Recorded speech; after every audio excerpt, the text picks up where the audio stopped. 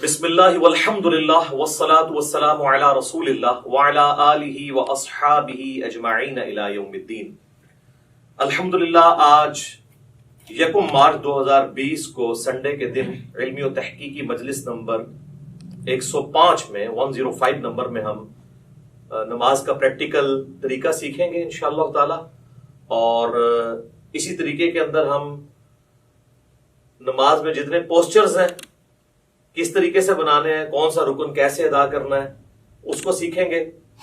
اس کے بعد پھر عام نماز کا جو طریقہ ہے اس کے بعد انشاءاللہ تعالی نماز وتر کے طریقے کو، نماز جنازہ کے طریقے کو اور نماز عیدین کے طریقے کو انشاءاللہ تعالی۔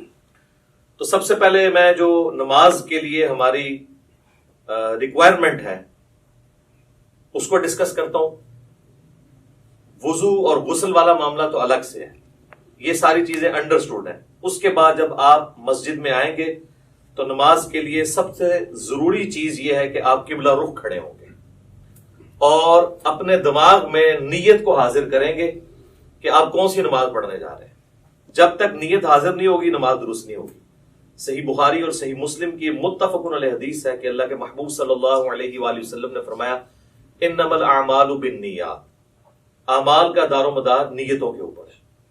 تو نیت کو حاضر کرنا ضروری ہے۔ زبان سے نیت کا اظہار کرنا یہ کوئی ثابت نہیں ہے، البتہ نیت کو ذہن میں حاضر کرنا کہ میں اس وقت کون سی نماز پڑھنے جا رہا ہوں، کس وقت کی نماز پڑھنے جا رہا ہوں اور کتنی رکعتیں پڑھنے جا رہا ہوں، نوافل پڑھنے جا رہا ہوں یا فرض نماز پڑھنے جا رہا ہوں، یہ ضروری ہے، ادروائز پھر نماز نہیں ہوگی۔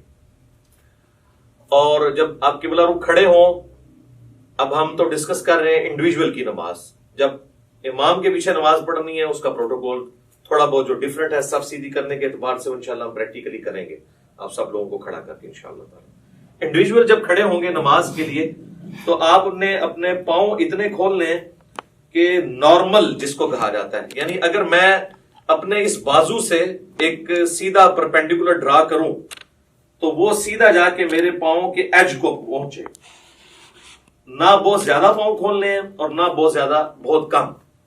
اور عموماً اگر آپ تقریباً 10 سے 11 انچ تک کھول لیں تو وہ نارمل تصور کیے جاتے ہیں۔ جیسے ہی آپ اس سے باہر نکلیں گے تو پھر جب آپ صف میں کھڑے ہوں گے تو کندھے سے کندھا نہیں ملے گا، اور اسی طریقے سے پاؤں نہیں ملیں گے، پاؤں ملائیں گے تو کندھا آؤٹ ہو جائے گا، کندھا ملائیں گے تو پاؤں آؤٹ ہو جائے گا۔ تو یہ یعنی دونوں کو اس طریقے سے بیلنس کرنا ہے۔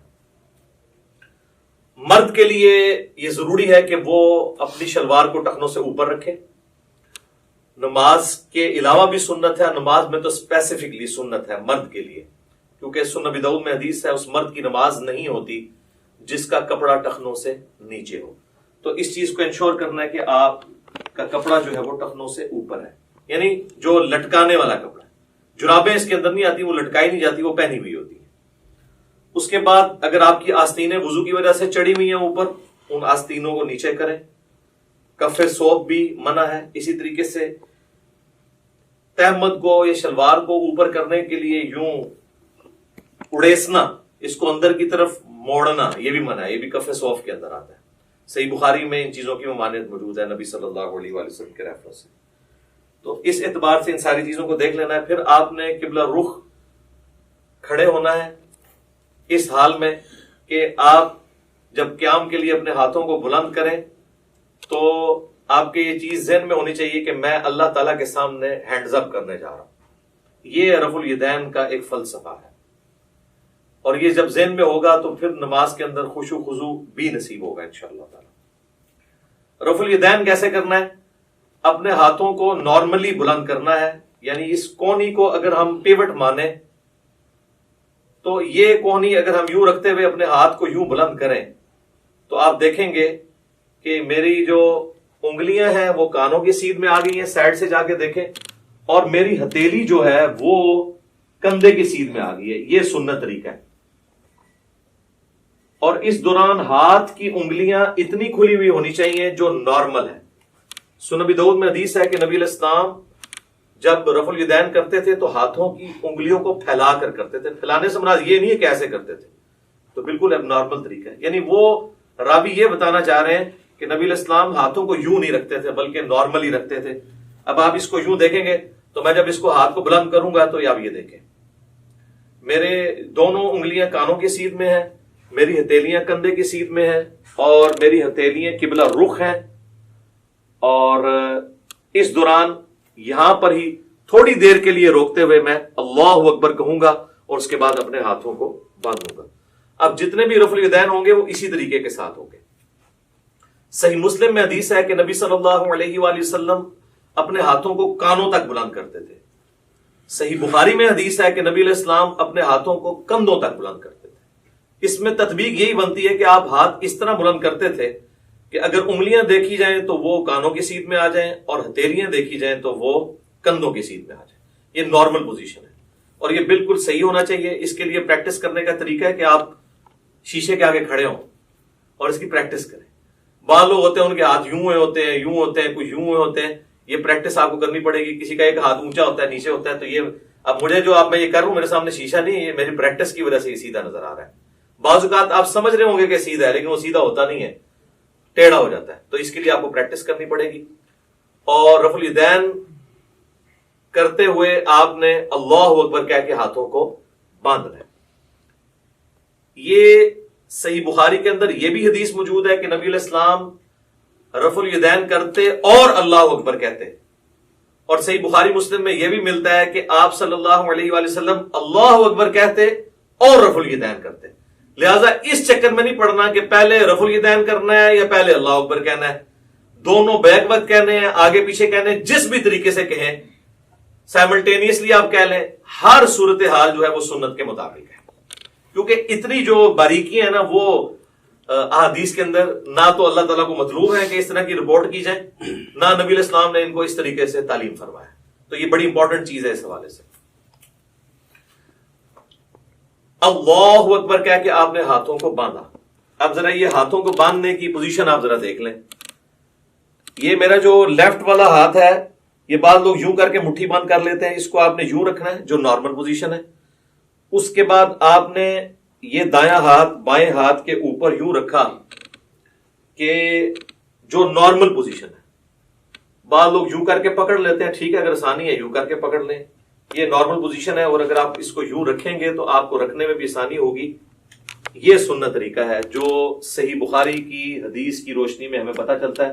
کیونکہ صحیح بخاری میں حدیث ہے کہ سہل ابن سعد الساعدی کہتے ہیں کہ نبی صلی اللہ علیہ وآلہ وسلم کے زمانے میں ہمیں حکم دیا جاتا تھا کہ ہم اپنا دایاں ہاتھ بائیں زیرہ کے اوپر رکھیں. اب زیرہ جو ہے یہ کونی سے لے کے انگلیوں تک ہے. اور ابو داؤد اور نسائی کے اندر حدیث ہے کہ نبی علیہ السلام نے اپنا دایاں ہاتھ بائیں رزق را سین غین کف اور ساعد پر رکھا. ساعد کہتے ہیں کف سے لے کر کونی تک. یہ کف کا لفظ تو اردو زبان میں بھی استعمال ہوتا ہے, یہ عربی کا ہے. اور یہاں انگلی سے لے کے کف تک رزق کہلاتا ہے, اور اس پورے کو ہم کہتے ہیں زیرہ. اور آپ دیکھیں پرانے زمانے میں جب جنگیں لڑی جاتی تھی تو زیرہ پہنی جاتی تھی, پورے جسم پہ بھی پہنی جاتی تھی. اور اس طرح صحیح مسلم میں اتنا ہی ملتا ہے کہ نبی علیہ السلام نے اپنا دایاں ہاتھ بائیں ہاتھ پر باندھا. ڈیٹیل بخاری میں اور ابو داؤد میں اور سنن نسائی میں ملتی ہے. مسند احمد میں روایت ہے کہ سینے پہ باندھا. اب سینے سے مراد یہ نہیں کہ آپ نے یوں کر کے باندھ لیا. سینے کی ڈیفینیشن ہے یہ نہر سے لے کر ناف تک, یہ سارے کا سارا سینہ ہے. یہ سینہ ہے. اس میں جہاں پہ بھی لائی کرے گا تو آٹومیٹکلی آپ دیکھیں جب آپ یوں کریں گے اور یوں رکھیں گے تو وہ ایک خاص پوزیشن پہ آئے گا جو نہ بہت اونچا نہ بہت نیچا. ناف سے برل یہ اوپر ہی ہے اور نہر سے کافی نیچے ہے. یہ نارمل پوزیشن ہے. اسی پوزیشن میں جب آپ جماعت کے ساتھ نماز پڑھیں گے تو پاؤں سے پاؤں بھی ملا سکیں گے اور کندھے سے کندھا بھی. جیسے ہی آپ یہ اوپر چلے گئے تو پھر یہ دیکھیں کونیاں ملیں گی, کندھا نہیں ملے گا. اسی طریقے سے میرے بھائیوں جب آپ ناف سے نیچے ہاتھ باندھتے ہیں نا تو یہ خلاف سنت ہے.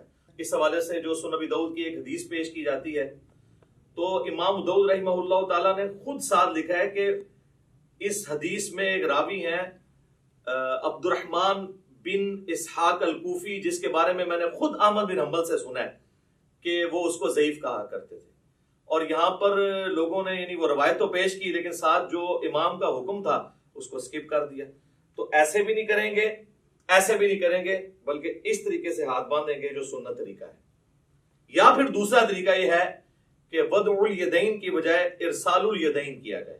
اس کے لیے ہم پھر یوں کریں گے کہ آپ نے یوں رفع الیدین کیا، اللہ اکبر کہہ کے ایسے، بعض لوگ بالکل ایسے ساتھ ملا لیتے ہیں، بعض مٹھیاں بند کر لیتے ہیں، بعض ایسے کر کے کھڑے ہو جاتے ہیں، بالکل غلط ہے۔ بالکل نارمل پوزیشن پہ جہاں پہ آئیں گے یہ ارسال الیدین ہوگا، یہ بھی سنت ہے۔ اگرچہ اس حوالے سے جو سنن طبرانی کی روایت ہے اس میں خصیب الجحد الراوی جو ہے وہ ضعیف ہے، لیکن چونکہ موقوفاً روایتیں عبداللہ ابن زبیر سے ملتی ہیں المصنف ابن ابی شیبہ میں، بلکہ مصنف ابن ابی شیبہ میں پورا چیپٹر ہے ان صحابہ اور تابعین کا بیان جو ہاتھ باندھ کے نماز پڑھا کرتے تھے، اور ان صحابہ اور تابعین کا بیان جو ہاتھ کھول کر نماز پڑھا کرتے تھے۔ یہ دونوں طریقے سنت ہے، اور میں نے تو سنن ابی داؤد کی جو 730 نمبر حدیث ہے اس سے بھی یہ چیز ثابت کی ہے کہ انڈائریکٹلی ابو حمید سعدی کی جو 10 صحابہ والی حدیث ہے وہ بھی اس کو سپورٹیو ہے کہ ارسال الیدین کرنا بھی سنت ہے۔ اس پہ میرا کلپ الحمدللہ لاکھوں لوگوں نے دیکھا ہے، فیس بک کے اوپر بھی، یوٹیوب کے اوپر بھی۔ آج میں اس ڈیٹیل میں نہیں جاؤں گا، بہرحال ارسال الیدین بھی سنت ہے۔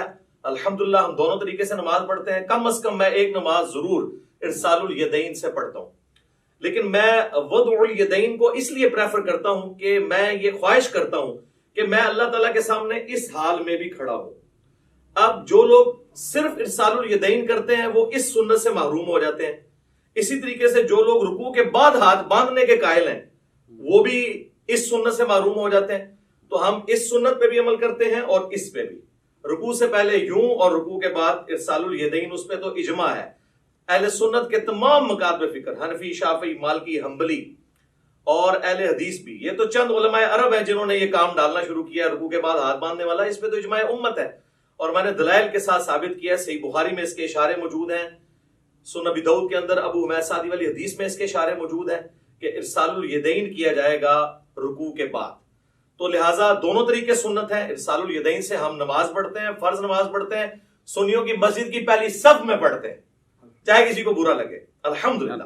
مطلب اس میں تو کوئی آر نہیں ہمیں اس بات کو کرنے میں۔ تو ارسال الیدین بھی سنت ہے اور وضع الیدین بھی سنت ہے۔ تو آپ اچھا بعض لوگ جو ہے نماز شروع کرتے ہی اللہ اکبر کہہ کے یوں ہاتھ چھوڑ دیتے ہیں اور پھر یوں ہاتھ باندھتے ہیں، یہ بھی خلاف سنت ہے۔ آپ نے ہاتھ چھوڑنے ہیں تو چھوڑ کے نماز پڑھیں، یہ بھی سنت ہے، اور آپ نے ہاتھ باندھنے ہیں تو باندھ کے نماز پڑھیں تو وہ بھی سنت ہے، لیکن یہ یوں کر کے یوں نہ کریں۔ اس کے بعد پھر آپ اللہ اکبر کہتے ہوئے اگلے رکن میں جائیں گے اور رفع الیدین کرتے ہوئے اسی طریقے سے، اور وہ ہے رکوع۔ یوں دیکھیں، اللہ اکبر۔ اب رکوع کے اندر آپ نے ساری انگلیاں جو ہیں ہاتھوں کی پھیلا کے رکھنی ہیں اور مضبوطی کے ساتھ گھٹنوں کو پکڑنا ہے اور ان بازوؤں کو بالکل سیدھا کر دینا ہے۔ جب آپ سیدھا کریں گے تو آپ کی کمر آٹومیٹکلی خود بخود سیدھی ہو جائے گی، جو سنت طریقہ ہے، اور آرام سے یہاں پہ آپ تسبیحات کریں گے، اور اس کے بعد سکون سے پھر آپ تسبیحات پڑھنے کے بعد جو میں بعد میں بتاؤں گا، سمع اللہ لمن حمدہ، ربنا ولک الحمد حمدا کثیرا طیبا مبارکا فیہ، مختلف قسم کے الفاظ ہیں، ربنا ولک الحمد بھی کہہ سکتے ہیں۔ اور اس حالت میں آپ نے ہاتھ باندھنے نہیں بلکہ ارسال الیدین کرنا ہے، اور کم از کم اتنی دیر کھڑے ہونا ہے کہ جتنی دیر آپ ربنا لک الحمد کہیں۔ بعض لوگوں کی عادت ہے کہ وہ سمع اللہ لمن حمدہ کہہ کے تو ساتھ ہی ایسے چلے جاتے ہیں سجدے میں، یہ بالکل خلاف سنت ہے، نماز نہیں ہوگی۔ بلکہ بخاری مسلم میں بڑی ڈیٹیل حدیث ہے، جو ایک صحابی نے نماز پڑھی، نبی علیہ السلام کے پاس حاضر ہوا، سلام عرض کیا، آپ علیہ السلام نے وعلیکم السلام ورحمۃ اللہ کہا اور کہا کہ دوبارہ نماز پڑھو، تو نے نماز پڑھی نہیں، 3 دفعہ اسی طریقے سے ہوا۔ پھر اس نے عرض کیا، اللہ کے نبی مجھے نماز سکھائیں، تو آپ صلی اللہ علیہ وآلہ وسلم نے فرمایا کہ سکون کے ساتھ قیام کرو اور پھر قرآن جتنا مقدر ہے وہ پڑھو، اس کے بعد سکون سے رکوع کرو، رکوع کے بعد بالکل سیدھے کھڑے ہو جاؤ یہاں تک کہ ہر ہڈی اپنی جگہ پہ آ جائے، پھر سجدے کے لیے جاؤ اور پھر 2 سجدوں کے درمیان اس طرح بیٹھو کہ ہر ہڈی اپنی جگہ پہ آ جائے، پھر دوسرا سجدہ کر کے بھی بیٹھو اور پھر دوسری رکعت کے لیے کھڑے ہو، یعنی جلسہ استراحت بھی کرو۔ یہ صحیح بخاری میں 6251 نمبر حدیث ہے، جس کے تحت میں سمجھتا ہوں کہ علماء عرب نے جو جلسہ استراحت کو چھوڑ دیا یہ خلاف سنت ہے ان کی نماز۔ ربنا لک الحمد بھی کہہ سکتے ہیں، اللہم ربنا ولک الحمد بھی کہہ سکتے ہیں، جو بھی وہ انشاءاللہ میں پریکٹیکل جب کروں گا تو آپ کو پتہ چل جائے گا۔ اس کے بعد آپ نے سجدہ میں جانا ہے، اور اس کے لیے سنت یہ ہے کہ آپ نے پہلے ہاتھ لگانے ہیں، اس کے بعد گھٹنے لگانے ہیں، اور نبی علیہ السلام کی حدیث ابو داؤد میں موجود ہے، آپ صلی اللہ علیہ وآلہ وسلم نے فرمایا کہ اونٹ کی طرح مت بیٹھو. اور بعض لوگ کہتے ہیں جی اونٹ تو بیٹھتا ہی اس طرح کے پہلے ہاتھ لگاتا ہے پھر گھٹنے، تو میں اس پہ اکثر کہتا ہوں کہ نبی علیہ السلام نے اونٹ بٹھایا ہوا ہے، اس میں آگے الفاظ موجود ہیں پہلے ہاتھ لگاؤ بعد میں گھٹنے. پھر صحیح بخاری میں جو حدیث ہے 803 نمبر، اس سے پہلے امام بخاری نے باقاعدہ عبداللہ ابن عمر کا عمل لکھا ہے جس کی پوری سند مصنف ابن ابی شیبہ میں موجود ہے کہ عبداللہ بن عمر جب سجدے میں جانے لگتے تھے پہلے ہاتھ لگاتے تھے بعد میں گھٹنے. لہذا علماء عرب جو نماز پڑھتے پہلے گھٹنے لگاتے ہیں یہ سنت سے دور ہے ایز کمپیئر ٹو اس عمل کے جو ہم کرنے لگے ہیں. ربنا لک الحمد حمدا کثیرا طیبا مبارکا فی، اس کے بعد آپ سجدے کی طرف جھکیں گے تو آپ نے یہ دیکھیں یہ خود بخود اپنی جگہ بنائے گا ہر چیز. آپ دیکھ رہے ہیں میری انگلیاں ایسی جگہ پہ آئی ہیں کہ جب میں اس ایج کے اوپر سجدہ کروں گا تو میری انگلیاں کانوں کی سیدھ میں آئیں گی اور ہتھیلیاں کندھے کی سیدھ میں، جس طرح کے رفع الیدین کے وقت تھی، اور انگلیاں آلموسٹ نارمل پوزیشن میں ہوں گی. ایک ضعیف روایت ملتی ہے جس میں آپ صلی اللہ علیہ وآلہ وسلم کے بارے میں آتا ہے کہ انگلیاں ملا کے سجدہ کرتے تھے. کچھ تابعین کے بارے میں صحیح سند سے بھی ملتا ہے کہ وہ پسند کرتے تھے کہ انگلیاں ملا کے کی جائیں، لیکن اس پہ کوئی مرفوع یا موقوف حدیث اس حوالے سے نہیں ملتی. آپ نارمل پوزیشن میں رکھیں، اتنی نہ کھول دیں کہ یہ قبلہ رخ سے ہٹ جائیں، یہ نارمل پوزیشن میں. اور اگر کسی نے یوں رکھنی ہے تو یوں بھی رکھ سکتا ہے، اس میں ذرا تردد ہوتا ہے، اس میں ہتھیلیاں بھی لگ جاتی ہیں اور آپ آلموسٹ یہ قبلہ رخ ہی ہوتی ہیں انگلیاں. کانوں کی سیدھ میں انگلیاں آ جائیں گی، یعنی کہ یہ دو آنکھوں کے درمیان آپ آنکھوں کی سیدھ میں رکھیں گے، خود بخود کانوں کی سیدھ میں آئیں گی، اور ہتھیلیاں جو ہیں وہ شولڈر کی سیدھ میں. اور پھر آپ نے پہلے ناک لگانا ہے، اس کے بعد ماتھا لگانا ہے.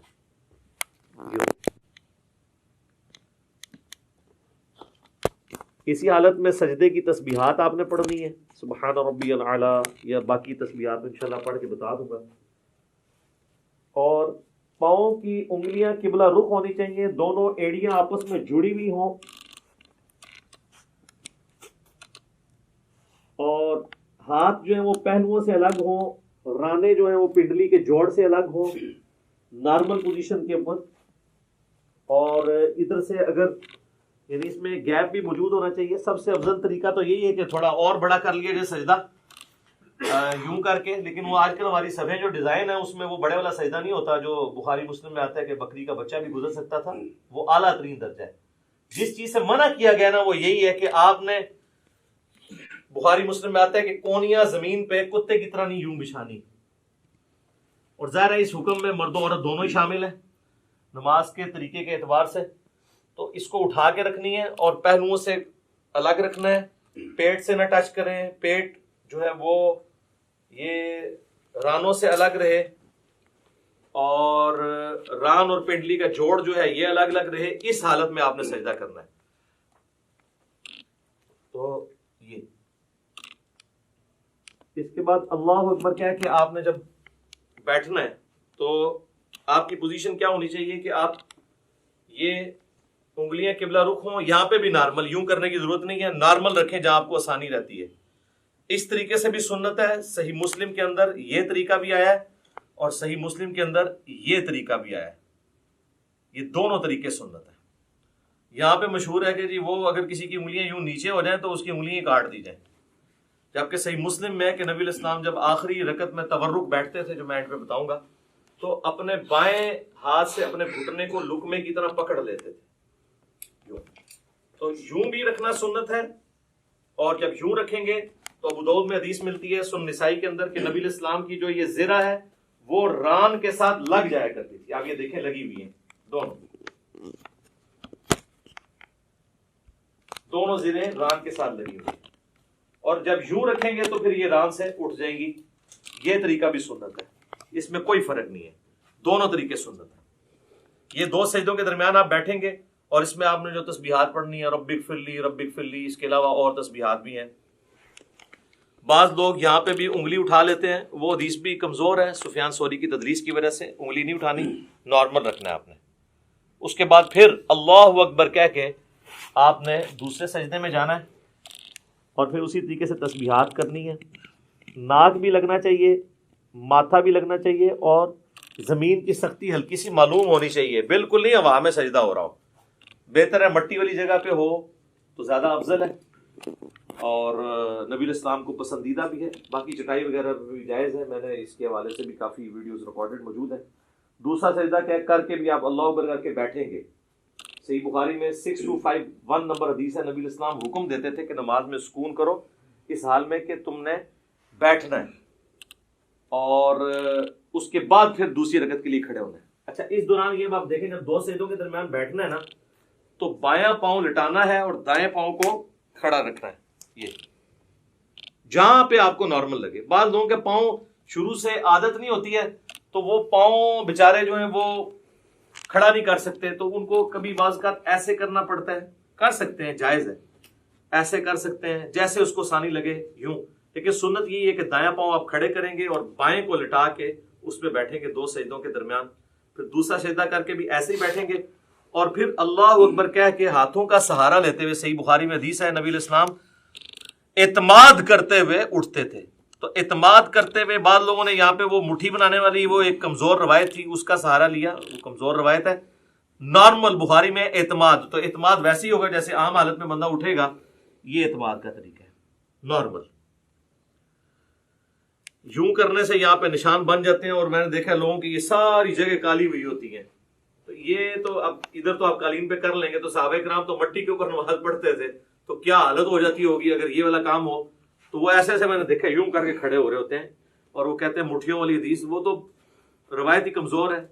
بخاری میں واضح ہے کہ نبی علیہ السلام اعتماد کر کے تو دوسری رکعت کے لیے کھڑے ہوتے تھے. اور اب جب ہم نے دوسرے سجدے سے سر اٹھانا ہے اللہ اکبر کہنا ہے، لیکن یہاں بیٹھنا ہے تو کچھ نہیں پڑھنا، بس اتنی دیر بیٹھنا ہے کہ سارے اعضاء اپنی جگہ پہ آ جائے. اس کے بعد بغیر اللہ اکبر کیے ہوئے یوں کھڑے ہونا ہے اور پھر ارسال الیدین کر رہے ہیں تو ایسے کھڑے ہو کے اگلی رکعت شروع کرنی ہے، اور وضع الیدین کر رہے ہیں تو اپنے ہاتھ باندھ کے. دونوں طریقے درست ہیں. اور پھر دوسری رکعت کو آپ نے اسی طریقے سے مکمل کرنا ہے. جب دوسری رکعت میں آپ تشہد میں پہنچیں گے، آپ دیکھ رہے ہیں دوسری رکعت جو ہے رفع الیدین کے بغیر شروع ہوئی ہے. جب ہم کھڑے ہوئے ہیں تو ہم نے رفع الیدین کر کے ہاتھ نہیں باندھے بلکہ ڈائریکٹ ہاتھ باندھے. اور رکھتے جتنی ہیں وہ رفع الیدین سے شروع ہوتی ہیں، یعنی طاق رکھتے ہیں پہلی اور تیسری. دوسری اور چوتھی بغیر رفع الیدین کے شروع ہوتی ہے. لیکن جو دوسرے والے رفع الیدین ہیں رکوع میں جاتے وقت اور رکوع سے اٹھتے وقت، یہ ہر رکعت میں ہوتا ہے. ایک اور رفع الیدین بھی ہے جو انس بن مالک سے جز رفع الیدین میں امام بخاری نے نقل کیا ہے دو سجدوں کے درمیان. تابعین سے بھی ثابت ہے، وہ بالکل ہم جائز سمجھتے ہیں. اب اگر کسی نے وہ کرنا ہے، ہمارے اہل تشیع بھائی کرتے ہیں، تو پہلے سجدے سے آپ اٹھیں اللہ اکبر کہہ کے یہاں پہ بیٹھے رب اغفر لی رب اغفر لی اللہم اغفر لی وارحمنی واہدنی وعافنی وارزقنی. اس کے بعد آپ نے یوں کرنا ہے اللہ اکبر اور پھر دوسرے سجدے میں جانا. تو یہ طریقہ بھی درست ہے کیونکہ صحابہ کرام سے ثابت ہے. لیکن اکثر احادیث سجدوں کے بغیر رفع الیدین والی ہیں. یہ اکثر لوگ کہہ رہے ہوتے ہیں سجدوں میں بھی ہے، تو ہم تو سجدوں میں بھی قائل ہیں، میں تو سجدوں میں بھی کر لیتا ہوں، ارسال الیدین سے بھی نماز پڑھ لیتا ہوں، وضع الیدین سے بھی پڑھ لیتا ہوں. اس میں کوئی فرق نہیں ہے، جو سنت طریقے ثابت ہے. تو دوسری رکعت میں جب آپ بیٹھیں، اگر تو 4 رکعت والی نماز ہے تو پھر آپ یوں ہی بیٹھیں گے جس طرح آپ جلسے کے اندر بیٹھتے ہیں. دو سجدوں کے درمیان جو بیٹھنا ہے وہ جلسہ کہلاتا ہے، جس طرح رکوع کے بعد کھڑے ہونا قومہ کہلاتا ہے. تو یوں کر کے بیٹھیں گے، اسی طریقے سے یہ پاؤں کھڑے ہوئے ہوں گے اور یہاں پہ آپ تشہد پڑھیں گے. اور تشہد بیٹھتے ہی آپ نے اپنی انگلی بلند کر لینی ہے. صحیح مسلم میں 4 حدیث ہیں رفع سبابہ کے اوپر، یعنی انگلی کو بلند کرنا. اس میں سنت طریقہ یہ ہے کہ آپ نے یہ درمیان والی انگلی اور انگوٹھے کا یوں ہلکا بنانا ہے ایسے کر کے. اور ابو داؤد میں الفاظ ہے کہ نبی علیہ السلام جب انگلی اٹھاتے تھے ہلکی سی جھکی رکھتے تھے، یہ ایسے کر کے نہیں اٹھانی. اور مسلسل تشہد میں بیٹھتے ہی اس کو اٹھا لینا ہے. اور اگر آخری تشہد میں ہے تو دعاؤں میں پہنچ کے اس کو ہلکی ہلکی یوں حرکت بھی دینی ہے. یہ بھی ثابت ہے. اور صحیح مسلم میں عبداللہ ابن زبیر جو نقل کر رہے ہیں وہ صرف اشارے کو نقل کر رہے ہیں، حرکت کو نہیں کر رہے. تو بغیر حرکت کے بھی اشارہ تھروٹ یوں کرنا یہ ثابت ہے. یہ طریقہ بھی ثابت ہے انگلی اٹھانے کا. اور ایک یہ طریقہ بھی ہے انگوٹھے کو اس جڑ میں رکھ کے یوں کر کے، اس کو کہتے ہیں وہ 53 کا عدد بنانا. یہ بھی طریقہ ٹھیک ہے. یہ دونوں طریقے ٹھیک ہیں. یہ عمومی طریقہ احادیث کے اندر رپورٹ ہوا ہے، چاہے یہاں پہ رکھیں چاہے یہاں پہ رکھیں، دونوں طریقے درست ہوں گے تشہد میں۔ اور یہ میں درمیان والے تشہد کی بات کر رہا ہوں جو 2 رکعتوں کے بعد ہے، جب آپ 4 رکعت پڑھ رہے ہو تو محمد عبدہ و رسولہ تک پڑھ کے ساتھ دروشی بھی پڑھ لیں تو افضل ہے۔ وہ مسند احمد میں حدیث موجود ہے کہ آپ تشہد کے بعد بھی کھڑے ہو سکتے ہیں۔ سنن نسائی میں، صحیح مسلم میں موجود ہے کہ نبی علیہ السلام جب 9 رکعت وتر پڑھا کرتے تھے تو 8ویں رکعت میں بیٹھتے، تشہد پڑھتے، دروشی پڑھتے، اس کے بعد دعائیں پڑھتے، اور پھر آپ صلی اللہ علیہ وآلہ وسلم کھڑے ہوتے تھے 9ویں رکعت کے لیے۔ تو درمیان والے تشہد میں پڑھ سکتے ہیں۔ بہرحال اس میں جب آپ کھڑے ہوں گے دروشی پڑھنے کے بعد اللہم صلی علی محمد وعلی آل محمد اتنا بھی پڑھ لیں تو کافی ہے۔ یہ بھی سنن نسائی میں 1293 نمبر 1293 نمبر حدیث ہے، نبی اسلام نے یہ مختصر دروشی بھی تعلیم فرمایا۔ تو اللہ اکبر کہہ کے جب کھڑے ہوں گے تو زمین پر اعتماد کریں گے یوں، اور اٹھتے وقت پہلے گھٹنے اٹھائیں گے، اس کے بعد آپ ہاتھوں کو اٹھائیں گے۔ جاتے وقت ہاتھ پہلے لگاتے ہیں، گھٹنے بعد میں، اور اٹھتے وقت اس کو اس طریقے سے آپ ریورس کرتے ہیں۔ یعنی دوسرے الفاظ میں جو کچھ آپ نے بچپن سے سیکھا ہے تقریباً اس کے الٹ ہی کرتے ہیں آپ۔ پہلے گھوڑے لاندے نے پھر ہاتھ لاندے نے، تو اس طرح ذرا آسانی سے سمجھ آ جائے گا۔ اسی کو ہم نے عرض کیا ہے کہ مرنے سے پہلے ہے مسلمان کر لے اس پہ غور، کتابوں کا خدا اور ہے، بابوں کا خدا اور ہے۔ اچھا لوگ بڑا پراپوگنڈا کر رہے ہیں، اس نے 2 خدا کر دیے ہیں۔ 2 خدا نہیں ہم نے کیے ہیں، ہم نے یہ بتایا کہ اس خدا کا تعارف جو آپ نے کروایا ہے وہ نہیں ہے جو نبی علیہ السلام نے کروایا۔ وہ تو میں نے کلیریفائی بار بار کیا، ان کو بھی خیر سمجھ ہے۔ تو یہ کتابوں کی نماز آپ کو سکھا رہے ہیں جو نبی علیہ السلام نے امت تک، صحابہ، اہل بیت، تابعین، تبع تابعین کے ذریعے ہم تک پہنچائی ہیں الحمدللہ۔ اچھا اب چونکہ تیسری رکعت ہے تو تیسری رکعت میں جب ہم زمین پہ اعتماد کر کے کھڑے ہوں گے تو آپ اللہ اکبر، یہاں سے کھڑے ہوتے ہی آپ نے اللہ اکبر کہنا ہے، یعنی اللہ اکبر۔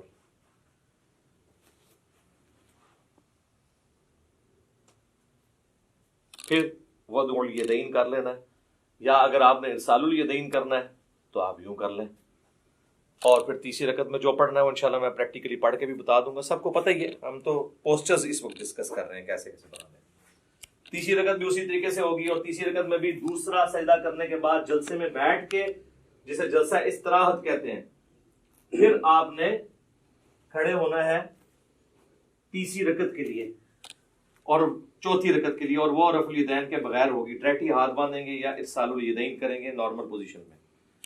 پھر اسی طریقے سے اللہ اکبر کہہ کے آپ رکوع میں جائیں گے، پھر رکوع سے اٹھیں گے اور ربنا لک الحمد کہیں گے۔ تو چوتھی رکعت میں جب آپ دوسرا سجدہ کر کے بیٹھیں گے تو صحیح بخاری میں موجود ہے نبی صلی اللہ علیہ وآلہ وسلم تورک کیا کرتے تھے، اور اس میں الفاظ ہیں کہ چوتھی رکعت میں بیٹھتے تھے، اور ابو داؤد میں یہ الفاظ ہیں ابو حمید سعدی والی حدیث کے اندر کہ جس رکعت میں آپ نے سلام پھیرنا ہوتا تھا نا اس میں آپ تورک کرتے تھے۔ تو اس سے ہمیں یہ بات پتہ چلی کہ چاہے 4 رکعت والی نماز ہے، 3 والی ہے، 2 والی ہے، جس تشہد میں دروشی پڑھنے کے بعد آپ نے سلام پھیرنا ہے اس میں آپ نے تورک کرنا ہے۔ اور اس میں حکمت بھی ہے کہ اس میں انسان تھکتا نہیں ہے۔ تورک جو ہے یہ دایاں پاؤں آپ نے بائیں پاؤں کے نیچے سے گزار کے دائیں پاؤں کو آپ نے کھڑا کرنا ہے، اور آپ نے دائیں پاؤں کے نیچے سے بائیں پاؤں کو گزارنا ہے اس حالت میں، یہ تورک ہے۔ اور آپ یوں بھی کر سکتے ہیں۔ یہ ابو داؤد میں یہ بھی حدیث ہے کہ نبی علیہ السلام نے اپنے دونوں پاؤں ایک طرف نکال دیے، ٹھیک ہے، یہ ایک طرف نکالے ہوئے میں نے دونوں پاؤں، یہ بھی ٹھیک ہے، یہ بھی ٹھیک ہے۔ اس میں حکمت یہ ہے کہ جب آپ یوں بیٹھتے ہیں نا تو آخری تشہد تو چونکہ نبی علیہ السلام کا بہت زیادہ دعاؤں پہ ہوتا تھا، لمبا ہوتا تھا، اس میں آپ تھکتے نہیں ہیں۔ اس طرح بیٹھیں گے تو تھوڑی دیر کے بعد آپ کو تھکاوٹ محسوس ہونا شروع ہو جاتی ہے، الا یہ کہ بہت پتلا بندہ اس کو تو فیل نہیں ہوتا۔ تو یہ درمیان والا تشہد ہے اور یہ آخری تشہد ہے، چاہے وہ فجر کا ہو، مغرب کا ہو، عشاء کا ہو، آخری تشہد اس طریقے سے ہونا ہے۔ اور اس میں بھی آپ نے اس طرح انگلی اٹھا کے رکھنی ہے، تشہد میں مسلسل انگلی اٹھانی ہے۔ یہ جو کہتے ہیں اشہد ان لا الہ پہ اٹھاؤ، الا اللہ پہ گرا دو، یہ کوئی ثابت نہیں ہے۔ یہاں پہ رکھیں، یہ بھی سنت ہے، اور یہ صحیح مسلم میں الفاظ ہیں کہ نبی علیہ السلام جب تشہد میں بیٹھتے تو اپنا دایاں ہاتھ جو ہے وہ دانے گھٹنے کے اوپر بائیں گھٹنے پہ رکھ کے اس کو لقمے کی طرح پکڑ لیتے، جو آپ کے بابوں نے آپ کو سکھایا کہ جس کی انگلیاں نیچے ہوں انگلیاں کاٹ دی جائے، اور یہ وہ سنت ہے جو صحیح مسلم کے اندر ہے۔ ہر شے پٹھی دسی تانوں، پھر کہندے ساڈے بابیاں نوں کچھ کہندا ہے، اور کینوں کہواں میں نیوٹن نوں کہواں، جنہاں نے کام پایا انہاں نوں کہنا ہے نا۔ یہ بھی سنت ہے، یہ صحیح مسلم میں یہ بھی سنت آئی ہے، اور یہ بھی، یہ مسلسل اٹھا کے رکھنی ہے۔ اور ابو داؤد میں، نسائی میں آتا ہے کہ جب آپ دعاؤں میں پہنچتے تھے نا تشہد کے اینڈ پہ درود شریف کے بعد، تو ہلکا ہلکا اسے یوں حرکت بھی دیتے تھے، اور اس کے بعد جب آپ پورا تشہد دعائیں مانگ لیں گے، پھر آپ نے دائیں اور بائیں سلام پھیرنا ہے۔ اس میں جو امام مسجد حضرات ہیں وہ تو سلام یہی پھیر رہے ہوتے ہیں، السلام علیکم ورحمۃ اللہ، اور دوسرا سلام ادھر کرتے ہیں، السلام علیکم ورحمۃ اللہ۔ یہ بالکل خلاف سنت ہے۔ آپ نے دائیں طرف والے نمازیوں کو بھی، اور فرشتے ہوں تو ان کی طرف بھی سلام بھیجنا ہے، تو اس کے لیے طریقہ یہ ہے کہ آپ نے پوری گردن موڑنی ہے یوں کر کے، السلام علیکم ورحمۃ اللہ، السلام علیکم ورحمۃ اللہ۔ اچھا، عربیوں کو ایک بڑا مسئلہ ہے۔ اچھا، السلام علیکم ورحمۃ اللہ وبرکاتہ بھی ثابت ہے ابو داؤد کے اندر، دونوں طریقے درست ہیں۔ عربی جو ہے نا ہمارے اجمی لوگوں کو نا، وہ چونکہ امام کے پیچھے ہم لوگ تو عادت ہے نا کہ امام جب پہلا سلام پھیرتا ہے نا، تو جب وہ رحمت اللہ پہ پہنچتا ہے تو ہم پہلا پھیرتے ہیں، پھر وہ دوسرے کے رحمت اللہ پہ پہنچتا ہے تو ہم دوسرا پھیرتے ہیں۔ عربی کیا کرتے ہیں کہ وہ انتظار کرتے ہیں کہ امام دونوں طرف پھیرے، السلام علیکم ورحمۃ اللہ، السلام علیکم ورحمۃ اللہ، اور اس کے بعد وہ پھیرتے ہیں۔ آپ نے دیکھا وہ عرب کے ٹی وی پہ بھی جب آپ کو آواز آ رہی ہوتی ہے اس کی مکبر کی پیچھے سے، تو اور وہ یہ سمجھ رہے ہوتے ہیں کہ ہم صحیح طریقے پہ چل رہے ہیں، دونوں طریقے درست ہیں، کیونکہ آپ ہے تو پیچھے ہی ہے نا۔ جب پہلا سلام پھیرا اس کے بعد ہی آپ نے بھی پہلا پھیرا نا، تو یہ نہیں ہے کہ پورا پھیرے، اگر اس طریقے سے بھی کوئی کرنا چاہتا ہے وہ بھی ٹھیک ہے۔ یہ خام خواہ لوگوں پہ فتوے لگانا کہ وہ امام سے آپ آگے نکلے، امام سے کب آگے نکلے؟ امام نے السلام علیکم ورحمۃ اللہ کہا، اس کے بعد ہی ہم نے کہا، اور امام نے جب دوسرا پھیرا اس کے بعد ہی ہم نے کہا۔ وہ تو حدیث ہے بخاری مسلم میں کہ جو امام سے پہلے رکوع سے سر اٹھائے تو اسے ڈر جانا چاہیے کہ اللہ تعالیٰ اس کا سر جو ہے وہ گدھے کا نہ بنا دے۔ پوسچرز میں آپ نے امام سے پہلے کوئی کام نہیں کرنا، باقی جو بیچ میں پڑھنا ہے وہ آگے پیچھے ہو سکتا ہے، وہ تو نہ آپ سن رہے ہوتے ہیں اس کی، نہ وہ آپ کی سن رہا ہوتا ہے۔ کئی بار ہم تشہد ختم کر کے بیٹھ جاتے ہیں، امام کا تشہد ختم ہی نہیں ہوتا، اس میں آگے پیچھے ہو سکتا ہے، پوسچرز نہیں آپ آگے پیچھے کر سکتے۔ اور دیکھیں اللہ نے نماز میں کیا برکت رکھی ہے کہ نماز میں مسلمانوں کی یونٹی ہے، کوئی فرقہ بھی دوسرے کے پیچھے نماز پڑھ سکتا ہے، کیونکہ بیسک سٹرکچر سب کی یہی ہے 4 رکعتوں میں، پہلے قیام کے بعد رکوع، رکوع کے بعد کھڑے ہونا، اس کے بعد سجدے میں جانا، 2 سجدوں کے درمیان بیٹھنا۔ اور ایون سنی شیعہ کی کتابیں تو متفق ہیں، شیعہ بھی جو ہے وہ جلسہ اس طرح آتی ہے، یعنی دوسرے سجدے کے بعد بیٹھ کے اٹھتے ہیں، اور اہل سنت بھی جو کتاب و سنت کے فالوورز ہیں وہ اسی طریقے سے اٹھتے ہیں۔ بہرحال کوئی ڈائریکٹ اٹھے یا اس طریقے سے اٹھے، دونوں طریقوں میں وہ ایک فرقے والا دوسرے فرقے والے امام کے پیچھے نماز پڑھ سکتا ہے۔ یہ اللہ نے نماز کی حفاظت کی ہے، نماز کی بیسک سٹرکچر میں کوئی فرق نہیں ہے۔ ورنہ تو یہ ہوتا کہ شیعہ کے قیام کا وقت ہے، آپ کے رکوع کا وقت آ جائے، تو پھر کس طرح ایک دوسرے کے پیچھے پڑھ سکے نماز؟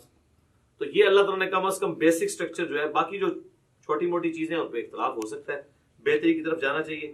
تو یہ میں نے آپ کو ایک بلیو پرنٹ پیش کر دی ہے، قیام کیسے کرنا ہے، رفع الیدین کیسے کرنا ہے، اور اسی طریقے سے سجدہ کیسے کرنا ہے، 2 سجدوں کے درمیان بیٹھنا کیسے ہے، کون کون سی چیز پہلے لگانی ہے، کون سی بعد میں، کیسے سہارا لے کے اٹھنا ہے، انگلیاں کیسے رکھنی ہے، ساری چیزیں بتا دی ہیں۔ اہل تشیع کے ہاں ایک ریناؤنڈ چیز ہے کہ وہ جب یعنی نماز کا اختتام کرتے ہیں تو 3 دفعہ اللہ اکبر ایسے ایسے کہتے ہیں، تو سلام نہیں پھیرتے، لیکن شیعہ سلام پھیرنے کے قائل بھی ہیں۔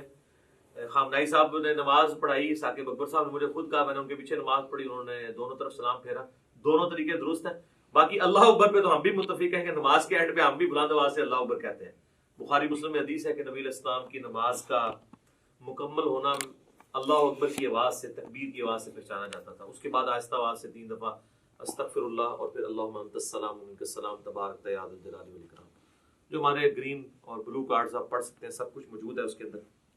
تو یہ بیسک سٹرکچر تھی جس میں نے کوشش کی کہ آپ کو ایک اوور آل پکچر پتہ چل جائے۔ اب میں فزیکلی آپ کو نماز پڑھ کے بھی بتاؤں گا، تاکہ آپ کو پتہ چل جائے کہ اس میں نے یہ پڑھنا ہے اور اس طرح پڑھنا ہے اور کم از کم اتنا پڑھنا ہے. زیادہ تو آپ جتنا گڑ ڈالیں میٹھا ہوگا. لیکن اس لیول پہ جانے سے پہلے میں آپ کو ایک بلو پرنٹ باقی نمازوں کا بھی بتا دیتا ہوں. یہ تو 4 رکعتوں کا بتایا, اگر 2 رکعتیں ہوتی تو میں دوسری رکعت میں یوں تورک بیٹھ جاتا. اور اگر وطر کی نماز ہوتی تو وطر کا طریقہ بھی ہم ڈسکس کر رہے ہیں, تو وطر کا طریقہ بھی سیم اسی طریقے سے جس طرح عام نماز ہے. 3 وطر نبی علیہ السلام کی عمومی سنت ہے. صحیح بخاری میں قاسم بن محمد بن ابی بکر جو سیدنا ابو بکر رضی اللہ تعالیٰ عنہ کے پوتے ہیں, وہ کہتے ہیں میں نے صحابہ کرام کو 3 رکعت وطر پہ پایا, البتہ ایک میں حرج نہیں ہے. اور بخاری مسلم میں وہ تو مشہور حدیث ہے, رمضان ہو یا غیر رمضان, اما عائشہ کہتی ہیں نبی علیہ السلام 11 رکعت پڑھتے تھے, 8 تراویح اور 3 وطر, یا 8 نفل یا تہجد, کچھ بھی کہہ لیں. تو 3 وطر کا طریقہ یہ ہے کہ آپ نے وطر کو مغرب سے مختلف کرنا ہے, کیونکہ المستدرک للحاکم میں صحیح ابن حبان میں موجود ہے, نبی علیہ السلام نے فرمایا اسے مغرب سے مختلف کرو. اور مغرب سے مختلف کرنے کا طریقہ کیا ہے کہ 2 طریقے ہیں. ایک وہ ہے جو صحیح بخاری اور مسلم میں آیا ہے عبداللہ بن عمر سے, کہ وہ 2 رکعتیں پڑھنے کے بعد سلام پھیر دیا کرتے تھے, اور پھر سلام پھیرنے کے بعد اگر کسی اپنے غلام کو کوئی حکم دینا ہوتا تو حکم دیتے تاکہ یہ پتہ چل جائے کہ اس کے دوران بول سکتے ہیں, اور پھر 1 رکعت الگ سے پڑھا کرتے تھے. یہ مغرب سے مختلف کرنے کا ایک طریقہ ہے. دوسرا جو ہے وہ ہمیں سیدنا عمر فاروق رضی اللہ تعالیٰ عنہ سے صحیح ابن خزیمہ میں, ابن حبان میں, المستدرک للحاکم اور کئی کتابوں میں ملتا ہے کہ وہ کیا کرتے تھے کہ دوسرا جو تشہد ہے نا, جو 2 رکعتوں کے بعد جو تشہد ہے وہ نہیں بیٹھتے تھے. مغرب میں تو ہم بیٹھتے ہیں نا, تو دوسری رکعت میں بھی وہ جلسہ استراحت کرتے تھے اور تیسری رکعت کے لیے کھڑے ہو جاتے تھے. اور جب آپ تیسری رکعت کے لیے کھڑے ہوں گے, چونکہ یہ آڈ رکعت ہے, تو پھر یہ رفع الیدین سے شروع ہوگی. یہ بھی اکثر لوگ پوچھ رہے ہوتے ہیں کہ تیسری بغیر رفع الیدین دی ہوگی, رفع الیدین. سر آڈ رکعت سمپل فارمولہ ہے رفع الیدین کے ساتھ. رفع الیدین کتنے ہونے ہیں؟ 4 رفع الیدین تو اتفاقی ہیں. نماز شروع کرتے وقت, ہر رکعت میں رکوع میں جاتے وقت اور اٹھتے وقت 3 ہو گئے, اور 2 رکعتوں سے اٹھ کے یعنی تیسری رکعت کے اندر یہ 4 ہے, اور 5واں 2 سجدوں کے درمیان ہے. اس کے علاوہ بھی اگر جس کو جتنا شوق ہے کرتا رہے, ہر اٹھک بیٹھک پہ کرے, اس کی مرضی. یہ ایٹ لیسٹ ڈیٹم لیول ہے.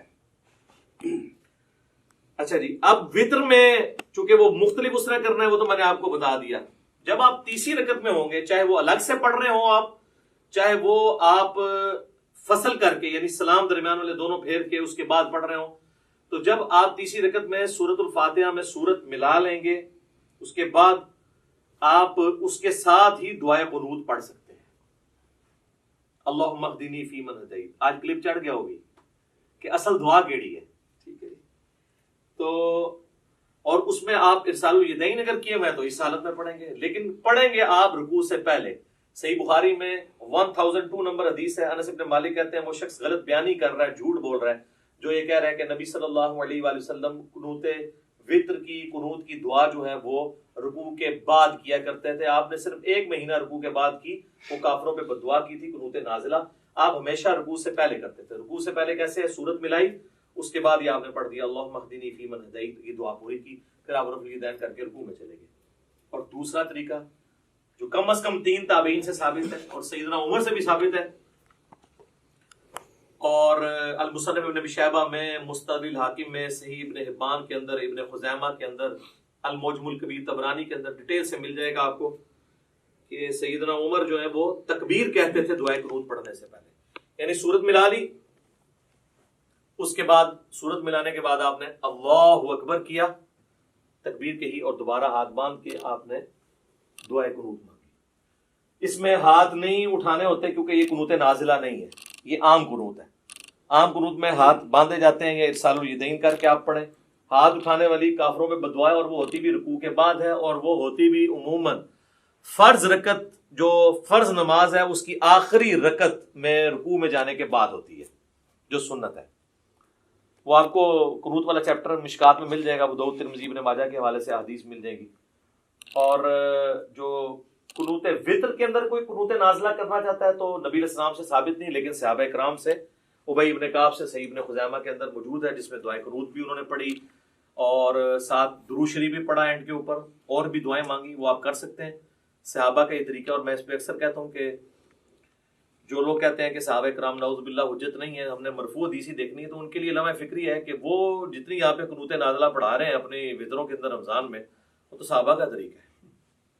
جب داڑھی کی باری آتی ہے ہم نہیں کاٹتے، لیکن مٹھی کے بعد صحابہ کا اجماع ہے کہ کاٹنا جائز ہے۔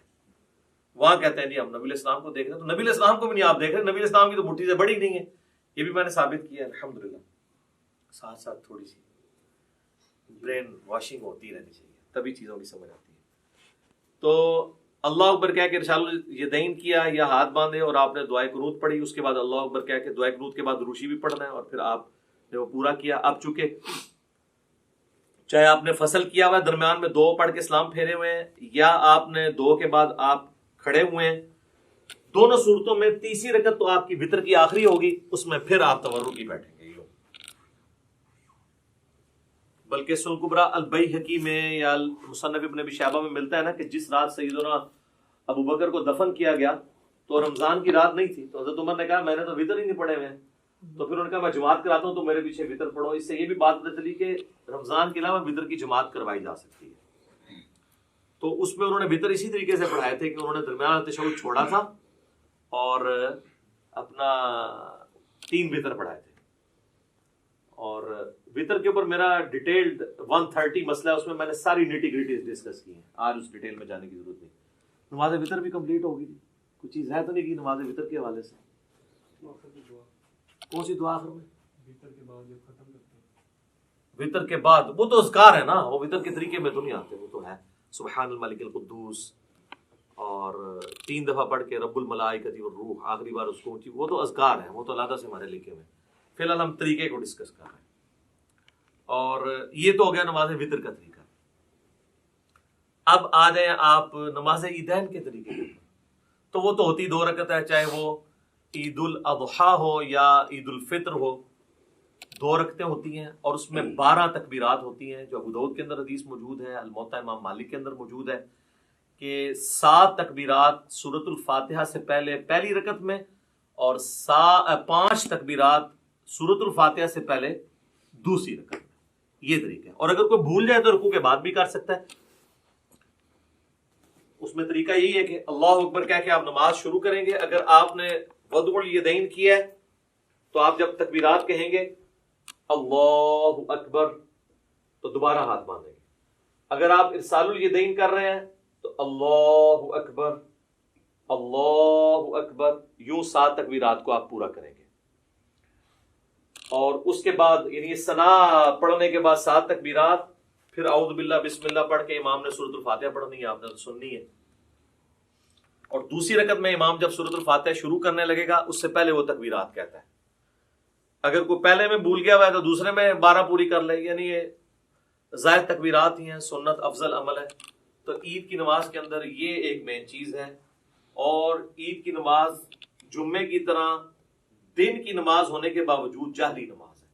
ویسے دن کی جتنی نمازیں ہیں وہ سرن ہے، چاہے زور ایسا ہے، جمعے کی بلند آواز سے ہوتی ہے، اور عید کی بھی اگرچہ دن کی نماز ہے لیکن وہ جہرن پڑھی جاتی ہے۔ اور دوسرا فرق یہ ہے کہ جمعے میں خطبہ پہلے ہوتا ہے، نماز بعد میں، اور عیدین کے اندر کیا ہوتا ہے؟ نماز پہلے خطبہ بعد۔ باقی وہ آل امیہ نے پہلے شروع کروا دیا تھا، کیونکہ بعد میں حضرت علی کے اوپر وہ لانتے کرتے تھے، تو ظاہر سامنے تو صحابہ بیٹھے تھے۔ 500 تکبیروں میں باندھنے یار میں نے بتایا ہے کہ اگر ارسال الیدین کر رہے ہیں تو ارسال الیدین کریں گے، اگر وضع الیدین کرنا ہے تو وضع الیدین، چھوڑنا نہیں ہے۔ حنفی چھوڑتے ہیں، مجھے پتا ہے، ہاں وہ میں نے کلیئر کر دیا کیا کرنا ہے، اسی لیے کہا ہے تو اس کو مزید کلیئر کرتے تھے۔ تو عید کی نماز کے اندر ہمارے حنفی بھائیوں کے اندر یہ چیز موجود ہے کہ وہ ارسال الیدین کرتے ہیں، اور آخری دفعہ جب وہ تکبیر کہتے ہیں، خیر وہ 12 تکبیریں تو کہتے بھی نہیں، وہ 6 تکبیریں کہتے ہیں، تو اس کو باندھتے ہیں۔ تو ٹھیک ہے یار، کسی بہانے چلو سال بعد یا رفع دین کر رہے ہیں، کرن دو۔ شکر ہے کہ وہ جو گھوڑوں کی دموں والا انہوں نے ایک تماشا لگایا ہوا تھا، اور وہ کہتے تھے وہ بت رکھ کے آتے تھے، وہ ساری چیزیں ختم ہو جاتی ہیں۔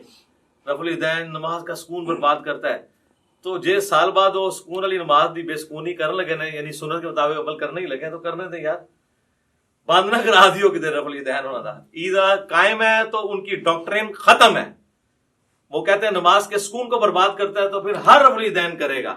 وہ کہتے ہیں بس پہلا ٹھیک ہے، اس کے بعد جو ہے وہ برباد کرتا ہے۔ تو وہ قنوت وتر والا بھی رفع الیدین کرتے ہیں، ان کو کرنے دیں، ہم بھی کرتے ہیں، تو میں بتا رہا تھا کہ عید کی نماز کا جو پہلا خطبہ ہے انہوں نے شروع اس لیے کرایا کہ بعد میں تو یہ بھیجتے تھے لانتے، تو لوگ بھیجتے تھے ان کے اوپر لانتے، ٹھیک ہے، اور میں نے یہ بخاری مسلم سے ثابت کی ہے یہ کیا سلسلہ شروع ہوا. تو کربلا ہر جگہ آئے گی، یہ آپ نے یاد رکھنا ہے، کربلا سے آپ کی جان نہیں چھوٹنی، ٹھیک ہے. تو یہ ہو گیا جناب عیدین کا طریقہ، دونوں عید کی نمازوں کا یہی طریقہ ہے. اور نیت سب کے لیے وہی ہے، ذہن میں حاضر کرنی ہے. لوگ عید والے دن نیت یاد کرا رہے ہوتے ہیں کہ جناب یاد کر لو ہے کرنی ہے. اچھا جی، اب آ جائیں اب آخر میں نماز جنازہ کی. نماز جنازہ بھی جو ہے یہ بھی کبھی کبھار پڑھنی ہوتی ہے، اس لیے اس کی بھی تکبیرات اس طریقے سے ہوں گی. نیت کیا ہے وہ لوگ یاد کروا رہے ہوتے ہیں. نیت پھر ذہن کو حاضر کرنے کا نام ہے اور آپ نے نماز پڑھی. لیکن نماز جنازہ اس لیے مختلف ہے کہ یہ عام نمازوں کی طرح نہیں ہے، نہ اس میں رکوع ہے نہ اس میں سجدہ ہے، اس لیے اس کا پروٹوکول ذرا ڈیفرنٹ ہے. پروٹوکول ڈیفرنٹ ہے تو پھر ظاہر ہے اس کے اندر جب آپ اللہ اکبر کہہ کے نماز شروع کریں گے، وضو الیدین کریں یا ارسال الیدین کریں، تو پہلی تکبیر کے بعد ثنا کوئی نہیں ہے اس کے اندر. وہ روایتیں کمزور ہیں. اعوذ باللہ من الشیطان الرجیم، بسم اللہ پڑھ کے سورۃ الفاتحہ ہے اور ساتھ کوئی ایک سورت آپ ملا لیں، یہ سنت ہے. اور دوسری تکبیر جب آپ کہیں گے اللہ اکبر کہہ کے ہاتھ باندھ لیں گے. اگر ارسال الیدین کر رہے ہیں دونوں طریقے درست ہیں، اگر باندھ رہے ہیں تو آپ پھر اس حالت میں درود شریف پڑھیں گے. پھر تیسری تکبیر اللہ اکبر کہہ کے اس میں آپ دعائے جنازہ میت کے لیے پڑھیں گے، جو ابو داؤد ترمذی ابن ماجہ میں مشہور دعا ہے، اللہم اغفر لحینا ومیتنا وشاہدنا وغائبنا وصغیرنا وکبیرنا، یہ والی دعا. اس کے علاوہ بھی صحیح مسلم شریف میں اور دعائیں ہیں، کوئی سی بھی آپ ایک دعا پڑھ لیں. نہیں یاد ہے ربنا آتنا فی الدنیا پڑھ لیں، رب اجعلنی پڑھ لیں، کوئی بھی دعائے معصورہ پڑھ لیں جب تک آپ کو وہ یاد نہیں. پھر چوتھی تکبیر کہہ کے آپ اللہ اکبر کہیں گے، یوں ہاتھ باندھ لیں گے اور پھر دائیں طرف ایک سلام پھیر. نماز جنازہ چونکہ مختلف ہے تو اس میں یہ بھی مختلف ہے کہ آپ نے صرف ایک طرف سلام پھیرنا، السلام علیکم ورحمۃ اللہ. تابعین سے دو طرف پھیرنا بھی ثابت ہے، لیکن صحابہ اور نبی علیہ السلام سے ایک طرف ثابت ہے. دو طرف والی روایتیں کمزور ہیں. اگر کوئی پھیر لیتا ہے ہم اس کے اوپر فتویٰ نہیں لگاتے. اور بعض اوقات آپ کو کسی ایسی جگہ پہ پڑھنی پڑتی ہے نا، تو میں پھر یہ کرتا ہوں کہ جب امام دو طرف پھیر رہے ہیں نا تو میں اس کے دوسرے پھیرنے کا بھی انتظار کرتا ہوں. جب وہ دوسرا پھیرتا ہے تو میں پہلے ہی پھیر کے. یہ تو کہتے ہیں وہ جناب پہلا پھیریں گے، اینج ہاتھ کھول لینے، اینج کر لینے، اور اس چکر ہی نہ پاؤ. پہلے دیکھو فاتحہ ہی نہیں پڑھ رہے جنازے کے اندر. فاتحہ کے بغیر تو نماز نہیں ہوتی. صحیح بخاری میں موجود ہے کہ عبداللہ ابن عباس نے بلند آواز سے نماز جنازہ میں فاتحہ پڑھی تاکہ بتایا جائے یہ سنت عمل ہے. نماز جنازہ بلند آواز سے بھی سنت ہے، آہستہ آواز سے بھی سنت ہے، لیکن عموماً جو سنت ہے سنن نسائی میں وہ سرن ہی ہے، آہستہ آواز سے.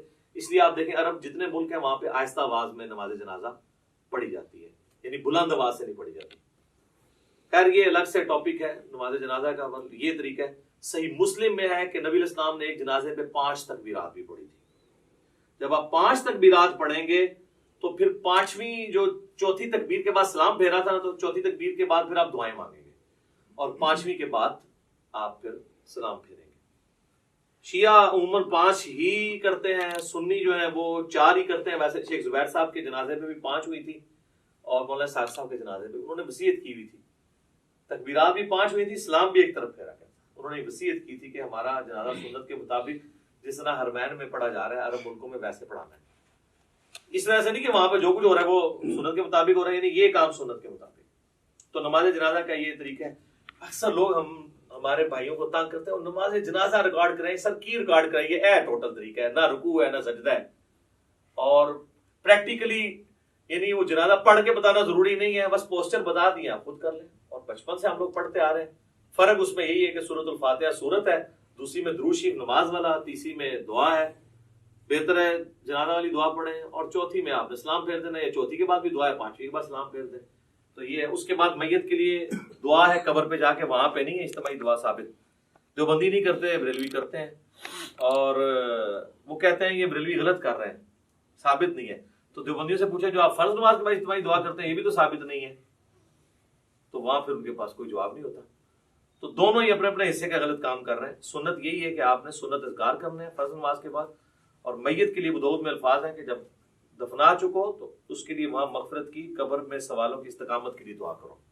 اور صحیح مسلم میں ڈیٹیل حدیث موجود ہے. عمر بن عاص نے تو وصیت کی تھی اتنی دیر بیٹھنا ہے میری قبر کے پاس جتنی دیر اونٹ کو نہر کر کے اس کا گوشت تقسیم کیا جاتا ہے، ایٹ لیسٹ 2 گھنٹے، کم از کم 2-2.5 گھنٹے. تو یہ سنت طریقہ ہے. یہ سارا ہو گیا جی. کوئی چیز اس میں نماز جنازہ میں، نماز وطر کے اندر، نماز عیدین میں یا عام نماز کے اندر کوئی چیز رہ گئی ہو؟ جنازے میں کوئی کسی بندے کی تکبیرات چھوٹ جائے، ہاں اس میں یہ ہے کہ جس طرح عام نماز میں تو ہمیں پتہ نا کہ اگر کوئی رکعت چھوٹ جائے تو وہ رکعت پوری کرنی ہوتی ہے، تو اس میں بھی اگر آپ کی تکبیرات چھوٹ گئی ہوئی ہیں نا تو آپ نے تکبیرات جو ہیں وہ پوری کرنی ہے. اب چونکہ اگر سرن ہو رہا ہے پھر تو آپ کو پتہ ہی نہیں کون سی تکبیر چل رہی ہے، تو آپ اپنی ترتیب سے ہی کریں. آپ یہی سمجھیں وہ آپ کی پہلی ہے، آپ سورۃ الفاتحہ پڑھ لیں، اور اگر جہرن ہو رہی ہے تو آپ اسی کو فالو کریں، اور جو رہ گئی ہے امام کے سلام پھیرنے کے بعد آپ اس کو مکمل کریں ان تکبیرات کو. اور یہاں پہ میں آپ کو ضمن بتا دوں، جو ائمہ حضرات ہیں نا ان کی ذمہ داری ہے کہ وہ تکبیرات زیادہ لمبی نہ کہا کریں، کیونکہ پیچھے مقتدی پہلے ہی اللہ اکبر کہہ دیتے ہیں، اور اگر تکبیر تحریمہ والا اللہ اکبر مقتدی نے امام سے پہلے کہہ لیا اس کی نماز سٹارٹ ہی نہیں ہوگی، کیونکہ امام سے آگے نکل گیا نا. درمیان والی جو انتقال والی تکبیرات ہیں وہ تو آگے پیچھے ہو سکتی ہیں اس میں، لیکن پہلی تکبیر اگر امام سے پہلی. اب کئی امام جنازے میں، عیدین میں، عام نمازوں میں تو نہیں، زیادہ جنازے میں ہوتا ہے، وہ کرتے ہیں اللہ اکبر. اب نیچے جو بیچارہ شروع کرتا ہے، عیدین میں بھی دیکھا ہے لوگ شروع کرتے ہیں تو وہ اکبر ختم نہیں ہوتا، وہ پہلے ہاتھ باندھ دیتے ہیں یا ہاتھ چھوڑ دیتے ہیں. تو میں تو انتظار کرتا ہوں جب وہ اکبر کے رع پہ پہنچتا ہے نا نماز عید میں یا نماز جنازہ میں، تو پھر میں اللہ اکبر سے پڑھوں. تو یہ آپ ٹرین کریں تو بہتر یہ کہ آپ مختصر اس کو کریں، اتنا لمبا نہ کریں کہ پیچھے لوگوں کے سانس ٹوٹ جائیں، یا ان کو ایجوکیٹ کریں. اتنا لمبا کرنے کی ضرورت کیا ہے؟ یہ تو ضرورت تھی اس وقت جب سپیکر نہیں تھے تو پیچھے تک آواز پہنچانے کے لیے کہ چلو آ ہی جائے کسی کو آواز. تو اب تو ضرورت نہیں ہے. اللہ اکبر سپیکر میں اتنے ماشاءاللہ موجود ہے. اور کوئی چیز اس حوالے سے جو اس کے پوسچرز طریقے کے اعتبار سے آ رہی ہو؟ جی سنت ہے. جنازے میں بھی ہر تکبیر کے اوپر رفع الیدین کرنا، یہ بھی سنت ہے. نماز عیدین میں بھی ہر تکبیر کے اوپر رفع الیدین کرنا سنت ہے. ابو داؤد میں واضح حدیث ہے، مسند احمد میں موجود ہے. عبداللہ بن عمر کہتے ہیں کہ قیام کی حالت میں نبی علیہ السلام جب بھی تکبیر کہتے تھے تو اپنے ہاتھوں کو بلند کرتے تھے. تو یہ جنرل ہے، ٹھیک ہے. شیخ البانی کا یہ موقف ہے کہ جنازے میں عیدین میں چھوڑ بھی سکتے ہیں، اور یہاں پہ بھی جو البانی صاحب کے فالوور ہیں وہ عید کے خطبے میں کہہ رہے ہوتے ہیں چھوڑ بھی دیتے ہوں. میں خدا دا ناج حنفی سال بعد کرنے لگے جو وہ بھی چھڑان لگے ہو. کیوں اس طرح کی باتیں بتاتے ہیں جو سند سے ثابت ہی نہیں ہے؟ یہ بالکل غلط ہے. رفع الیدین تو المعجم الکبیر طبرانی پہ ہے کہ رفع الیدین کرنے پہ ہر انگلی کے عوض آپ کو 10 نیکیاں ملتی ہیں. تو اسی لیے تو ہم قنوت وتر سے پہلے بھی رفع الیدین کرتے ہیں تاکہ ہم یہ نیکیاں ضائع نہ کریں، ٹھیک ہے. تو یہ آپ 10 انگلی ہیں تو 10 ضرب 10 کر لیں. تو رفع الیدین کریں جی، وتر میں بھی کریں، عام حالت میں بھی کریں، جتنا آپ کر سکتے ہیں کریں. اب تو اللہ کا فضل ہے کہ رفع الیدین کی ایکسیپٹنس آ گئی ہے. کوئی مسجد ایسی نہیں ہے جہاں پہ آپ کو آمین اونچی کہنے والے رفع الیدین والے نہ ملیں.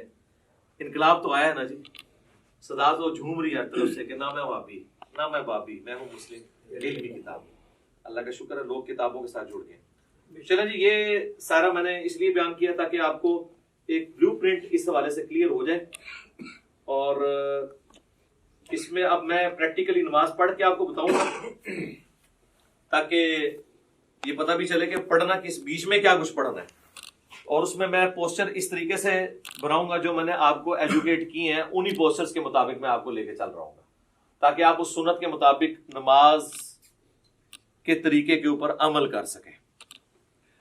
تو اب انشاءاللہ تعالی میں پریکٹیکلی نماز پڑھ کے بتاؤں گا انشاءاللہ. اچھا میرے بھائیو، اب میں انشاءاللہ آپ کو پریکٹیکلی کم از کم 2 رکعت پڑھ کے بتاؤں گا تاکہ آپ کو پتہ چلے کہ نماز کے اندر کون کون سی تسبیحات پڑھنی ہے، ثنا کیسے پڑھنی ہے، سورۃ الفاتحہ، جو ایک کم از کم درجہ نماز کا اتنا ہونا چاہیے. باقی آپ جتنا گڑ ڈالیں گے اتنا میٹھا ہے. تو چند تسبیحات کے ساتھ میں اس کو کور کروں گا تاکہ آپ لوگ وہ چیزیں یاد بھی کر سکیں. جو لوگ سن کے یاد کرنے کے عادی ہیں ان کے لیے انشاءاللہ تعالی آسانی ہوگی انشاءاللہ تعالی. ساتھ ساتھ پوسچر بھی کور ہو جائیں گے انشاءاللہ تعالی.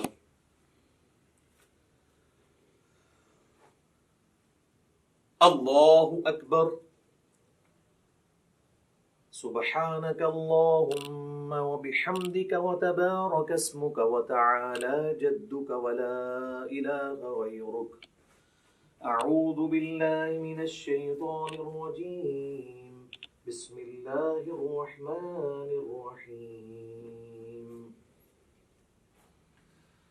الحمد لله رب العالمين الرحمن الرحيم مالك يوم الدين إياك نعبد وإياك نستعين اهدنا الصراط المستقيم صراط الذين أنعمت عليهم غير المغضوب عليهم ولا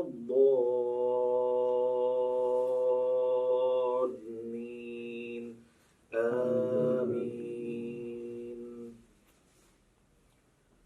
بسم الله الرحمن الرحيم قل يا أيها الكافرون لا أعبد ما تعبدون ولا أنتم عابدون ما أعبد ولا أنا عابد ما عبدتم ولا أنتم عابدون ما أعبد لكم دينكم ولي دين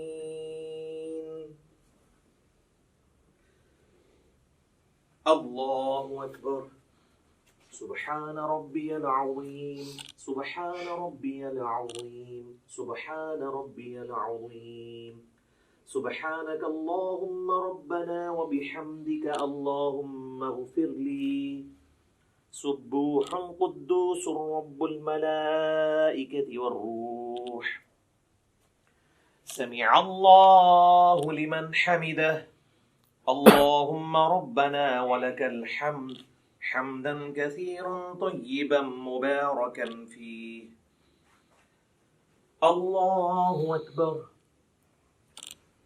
سبحان ربي الأعلى سبحان ربي الأعلى سبحان ربي الأعلى سبحانك اللهم ربنا وبحمدك اللهم اغفر لي سبوح قدوس رب الملائكة والروح الله أكبر رب اغفر لي رب اغفر لي اللهم اغفر لي وارحمني واهدني وعافني وارزقني الله أكبر سبحان ربي الأعلى سبحان ربي الأعلى سبحان ربي الأعلى سبوح قدوس رب الملائكة والروح سبحانك اللهم ربنا وبحمدك اللهم اغفر لي الله أكبر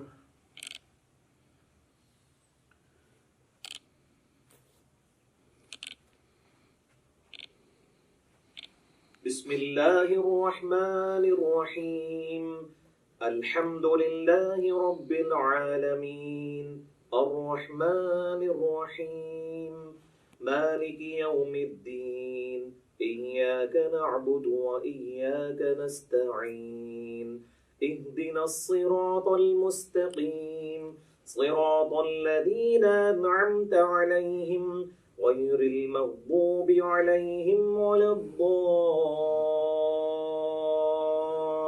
الضالين آمين بسم الله الرحمن الرحيم قل هو الله أحد الله الصمد لم يلد ولم يولد ولم يكن له كفوا أحد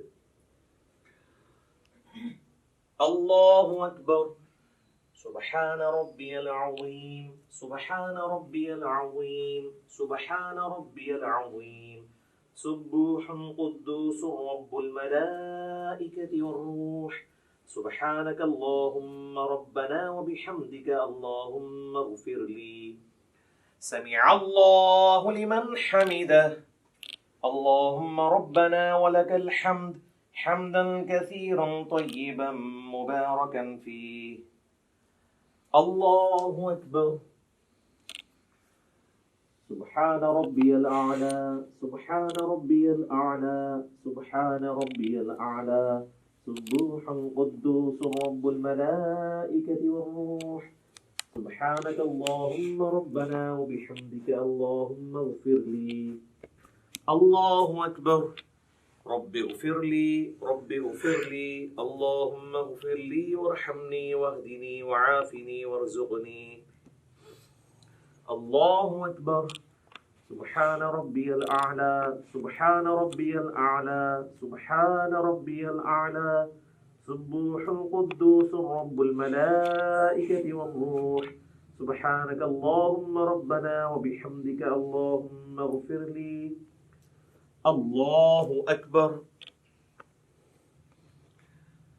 التحيات لله والصلوات والطيبات. السلام عليك أيها النبي ورحمة الله وبركاته. السلام علينا وعلى عباد الله الصالحين. أشهد أن لا إله إلا الله وأشهد أن محمدا عبده ورسوله. اللهم صل على محمد وعلى آل محمد كما صليت على إبراهيم وعلى آل إبراهيم إنك حميد مجيد. اللهم بارك على محمد وعلى آل محمد كما باركت على إبراهيم وعلى آل إبراهيم إنك حميد مجيد. اللهم إني أعوذ بك من عذاب جهنم ومن عذاب القبر ومن فتنة المحيا والممات ومن شر فتنة المسيح الدجال. اللهم ربنا آتنا في الدنيا حسنة وفي الآخرة حسنة وقنا عذاب النار. السلام علیکم ورحمۃ اللہ. السلام علیکم ورحمۃ اللہ. اللہ اکبر. السلام علیکم. تبارک یا ذا الجلال والاکرام. اچھا، آپ لوگوں نے گھبرانا نہیں ہے. میں نے نماز کو اس کے اعلیٰ ترین درجے پہ پڑھا ہے. اگر آپ اس کو لوز درجے پہ پڑھنا چاہتے ہیں تو سبحان ربی العظیم 3 دفعہ کافی ہے، سبحان ربی الاعلیٰ 3 دفعہ کافی ہے، اور 2 سجدوں کے درمیان رب اغفر لی یہ پڑھ لینا کافی ہے. باقی تشہد میں آپ نے نظر اپنی انگلی پہ رکھنی ہے. ابو داؤد میں حدیث ہے نبی علیہ السلام انگلی کی طرف دیکھتے رہتے تھے. اس طریقے سے سلام پھیرتے وقت یہاں پہ یہ یعنی اس میں آپ نے اس ریجن سے باہر نہیں جانا. باقی سنن نسائی کے اندر حدیث موجود ہے کہ نبی علیہ السلام ضرورت کے تحت بغیر گردن ہلائے ہوئے آگے یعنی دائیں بائیں بھی دیکھ لیا کرتے تھے. بعض کا ضرورت ایسی پڑ جاتی ہے، نماز کا ٹائم کتنا رہ گیا جماعت کھڑے ہونے میں، تو اس کے لیے نماز میں اگر کسی نے یوں گھڑی دیکھ لی تو بالکل جائز ہے، اس میں کوئی مسئلہ نہیں ہے. یہ کوئی ایسی چیز نہیں جو نماز کو توڑ دے. تو یہ 2 رکعت والی نماز تھی، اس لیے میں نے پہلے تشہد میں ہی تورک بیٹھ گیا. اگر یہ درمیان والا تشہد ہوتا تو میں اس طرح بیٹھتا اور عبدہ و رسولہ کے بعد اللہم صلی علی محمد وعلی آل محمد افضل ہے، یا اس کے بغیر ہی عبدہ و رسولہ کے بعد میں پھر تیسری رکعت کے لیے یوں کر کے کھڑا ہو جاتا اور پھر تیسری رکعت بھی مکمل کرتا، چوتھی کے بعد پھر تورک بیٹھتا. میں نے 2 رکعت اس لیے کی تاکہ آپ کو یہ پتہ چل جائے کہ بیچ میں پڑھنا کیا ہے. اب آپ آ جائیں نماز وتر کی طرف.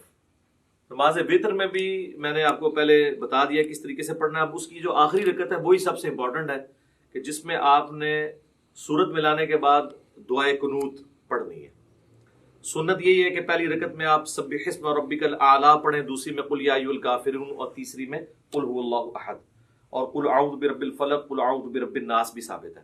تو بہرحال فرض کیا ہم وتر کی تیسری رکعت میں پہنچ گئے ہیں، ہم نے سورت بھی ملا لی ہے. اگر ہم وضع الیدین کر کے نماز پڑھ رہے ہیں تو میں اسی سے سٹارٹ لیتا ہوں تاکہ آپ کو پتہ چلے اس کے بعد کرنا کیا ہے. بسم اللہ الرحمن الرحیم. قل هو اللہ احد اللہ الصمد لم یلد ولم یولد ولم یکن له کفوا احد. اللہ اکبر. اللهم اهدني فيمن هديت وعافني فيمن عافيت وتولني فيمن توليت وبارك لي فيما أعطيت وقني شر ما قضيت فإنك تقضي ولا يقضى عليك إنه لا يذل من واليت ولا يعز من عاديت تباركت ربنا وتعاليت. اللهم صل على محمد وعلى آل محمد كما صليت على إبراهيم وعلى آل إبراهيم إنك حميد مجيد. اللهم بارك على محمد وعلى آل محمد كما باركت على إبراهيم وعلى آل إبراهيم إنك حميد مجيد. الله أكبر. سبحان ربي العظيم سبحان ربي العظيم سبحان ربي العظيم. سمع الله لمن حمده. اللهم ربنا ولك الحمد حمدا كثيرا طيبا مباركا فيه. پھر اسی طریقے سے آپ نے کنٹینیو کرنا ہے. یہ وہ ڈفرنس تھا. باقی جو عید کی تکبیرات ہیں وہ تو بتانے کی ضرورت نہیں ہے. سورۃ الفاتحہ سے پہلے آپ نے ہر دفعہ اللہ اکبر کہنا ہے. پھر سال الیدین کر رہے ہیں تو ہاتھ چھوڑ دینے ہیں. اگر وضع الیدین سے نماز پڑھ رہے ہیں تو ہر تکبیر کے بعد آپ نے ہاتھ باندھنے ہیں. اور یہ جو 7 تکبیریں جب ہو جائیں گی، پہلی تو نماز سٹارٹ کرنے والی ہے، جو 8ویں تکبیر وہ بن رہی ہوگی جس میں آپ نے سورہ فاتحہ شروع کرنی ہے، کیونکہ 7 پہلی میں جو ہیں وہ زائد ہیں اور 5 دوسری کے اندر زائد ہیں. اب آ جائیں نماز جنازہ. وہ تو پریکٹیکلی پڑھ کے بھی بتایا جا سکتا ہے، اتنا لمبا نہیں ہے. پہلی رکعت یعنی پہلی جو اس کی تکبیر ہے اس کے بعد اللہ اکبر کہہ کے اگر آپ وضع الیدین کر رہے ہیں تو اس حالت میں، اور ارسال الیدین کر رہے ہیں تو اس حال کے اندر آپ نے سورۃ الفاتحہ اور سورت ملانی ہے. اور دوسری میں آپ نے اللہ اکبر کہہ کے جو ہے وہ درود شریف پڑھنا ہے نماز والا. پھر اللہ اکبر کہہ کے ہر دفعہ رفع الیدین کرنا ہے. تیسری میں آپ نے جو ہے وہ دعا پڑھنی ہے، وہ میں آپ کو پڑھ کے بتا دیتا ہوں.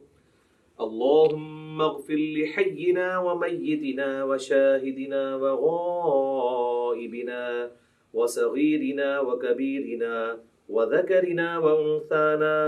اللہم من احییتہ منا فاحیہ علی الاسلام ومن توفیتہ منا فتوفہ علی الایمان. اللہ اکبر. السلام علیکم ورحمۃ اللہ.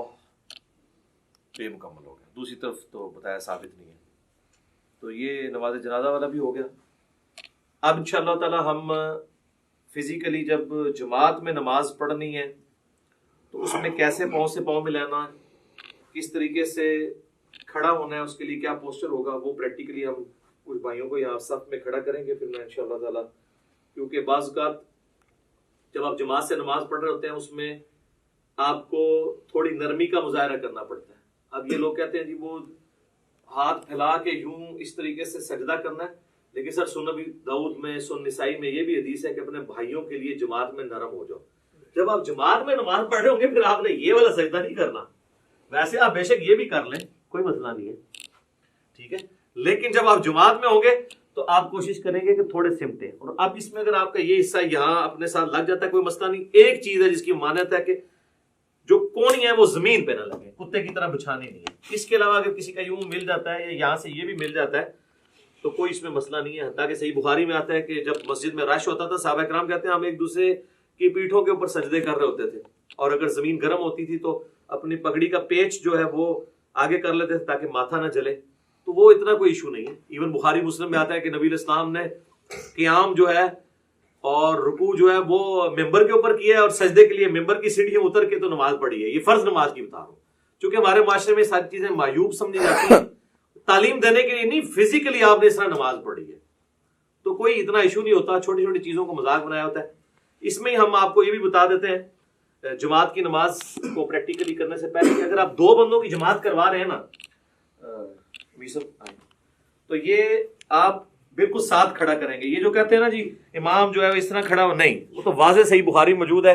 حضرت عبداللہ ابن پنجے قبلہ رخ ہونے چاہیے. یہ ایڑیاں ملانے کے چکر میں اور یوں کرنے کے چکر میں یہ پنجے ڈسٹرب کرتے ہیں، یہ بالکل غلط ہے. پاؤں ملانے کا حکم ہے، ایڑی سیدھ میں کرنی ہے. ایڑی کبھی بھی اس طریقے سے نہیں مل سکتی ہے کیونکہ پنجے چوڑے ہوتے ہیں، پنجے ہی ملیں گے اور آپ قبلہ رخ سے تو نہیں آپ کمپرومائز کر سکتے. تو اس طرح بالکل برابر رکھنا ہے. نشانی یہ ہے کہ جو لیفٹ پہ کھڑا ہوگا وہ امام ہوگا. صحیح بخاری میں عبداللہ ابن عباس کہتے ہیں کہ میں نبی علیہ السلام تہجد کی نماز پڑھ رہے تھے تو میں آپ کے لیفٹ پہ آ کے کھڑا ہو گیا تو آپ نے مجھے کان سے پکڑ کے یوں یہاں لا کے کھڑا کیا تو نماز بھی نہیں ٹوٹی. یہ کہتے ہیں انگوٹھا ہل جائے نماز ٹوٹ جاتی ہے. تو دائیں طرف کھڑا کیا, اس میں یہ کئی الفاظ نہیں ہے کہ مجھے دائیں طرف تھوڑا سا پیچھے کھڑا کیا, بالکل صاف. یہ ملیں گے. اب آپ دیکھیں اللہ اکبر کہہ کے جب ہم, آپ بھی کریں اللہ اکبر, یہ ہاتھ باندھ رہے ہیں نا, اب انہوں نے بھی اپنے جسم کے مطابق کھولا ہوا ہے, میں نے بھی اپنے جسم کے مطابق. تو آپ دیکھ رہے ہیں کہ ہمارا شولڈر بھی جو ہے نا, یہ شولڈر سینٹر سے آگے کور کریں, شولڈر بھی مل رہے ہیں. اگر میں ذرا سا پاؤں زیادہ کھول دوں گا تو ہمارے شولڈر نہیں ملیں گے. آپ یہ دیکھیں میں آپ کو پریکٹیکلی کر کے بتاتا ہوں. یہ میں نے پاؤں کھولے نا تو اب یہ شولڈر دور ہو جائیں گے. پاؤں ملے ہوئے ہیں, پاؤں پہ زور ہوتا ہے, شولڈر نہیں. اور بعض کا ایسا زور ہوتا ہے کہ اگلے کے پاؤں درد کرنا شروع کر دیتے ہیں. تو آپ نے درمیان میں یوں رکھنا ہے اسے. اس طریقے سے اللہ اکبر کہہ کے رکوع میں جائیں گے تو یہ ساتھ ہی رہنا ہے اس طرح. ٹھیک ہے جی.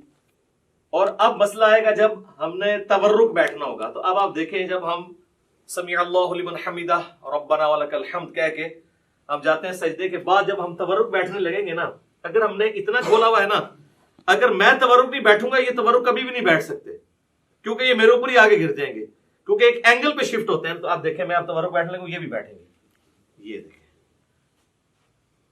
خود بخود اینگل سیٹ ہو گئے.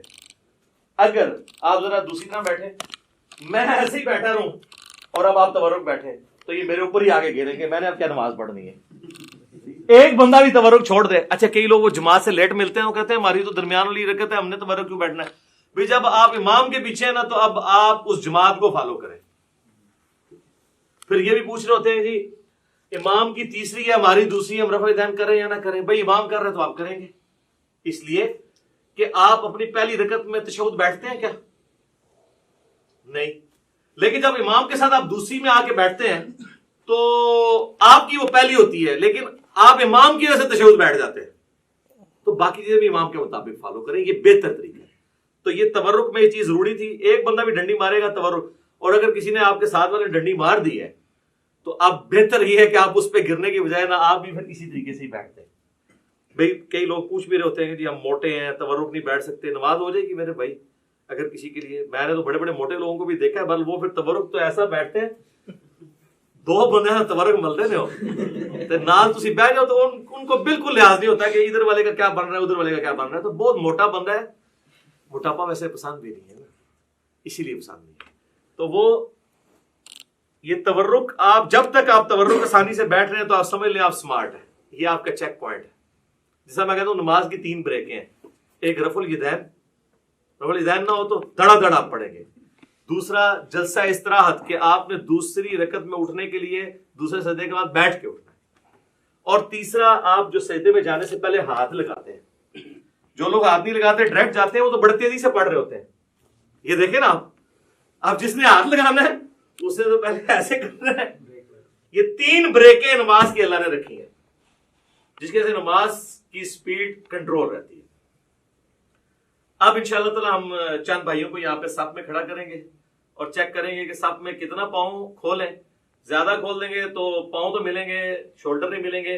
اور بعض ایسے ہوتے ہیں ایک پاؤں تو انہوں نے ایسے ملایا ہوتا ہے, دوسرا اتنی دور ہوتا ہے کہ سامنے والا بندہ پاؤں جوڑتے جوڑتے ایسے ہو جاتا ہے بیچارہ, اور لت درد کرنی شروع کر دیتی ہے.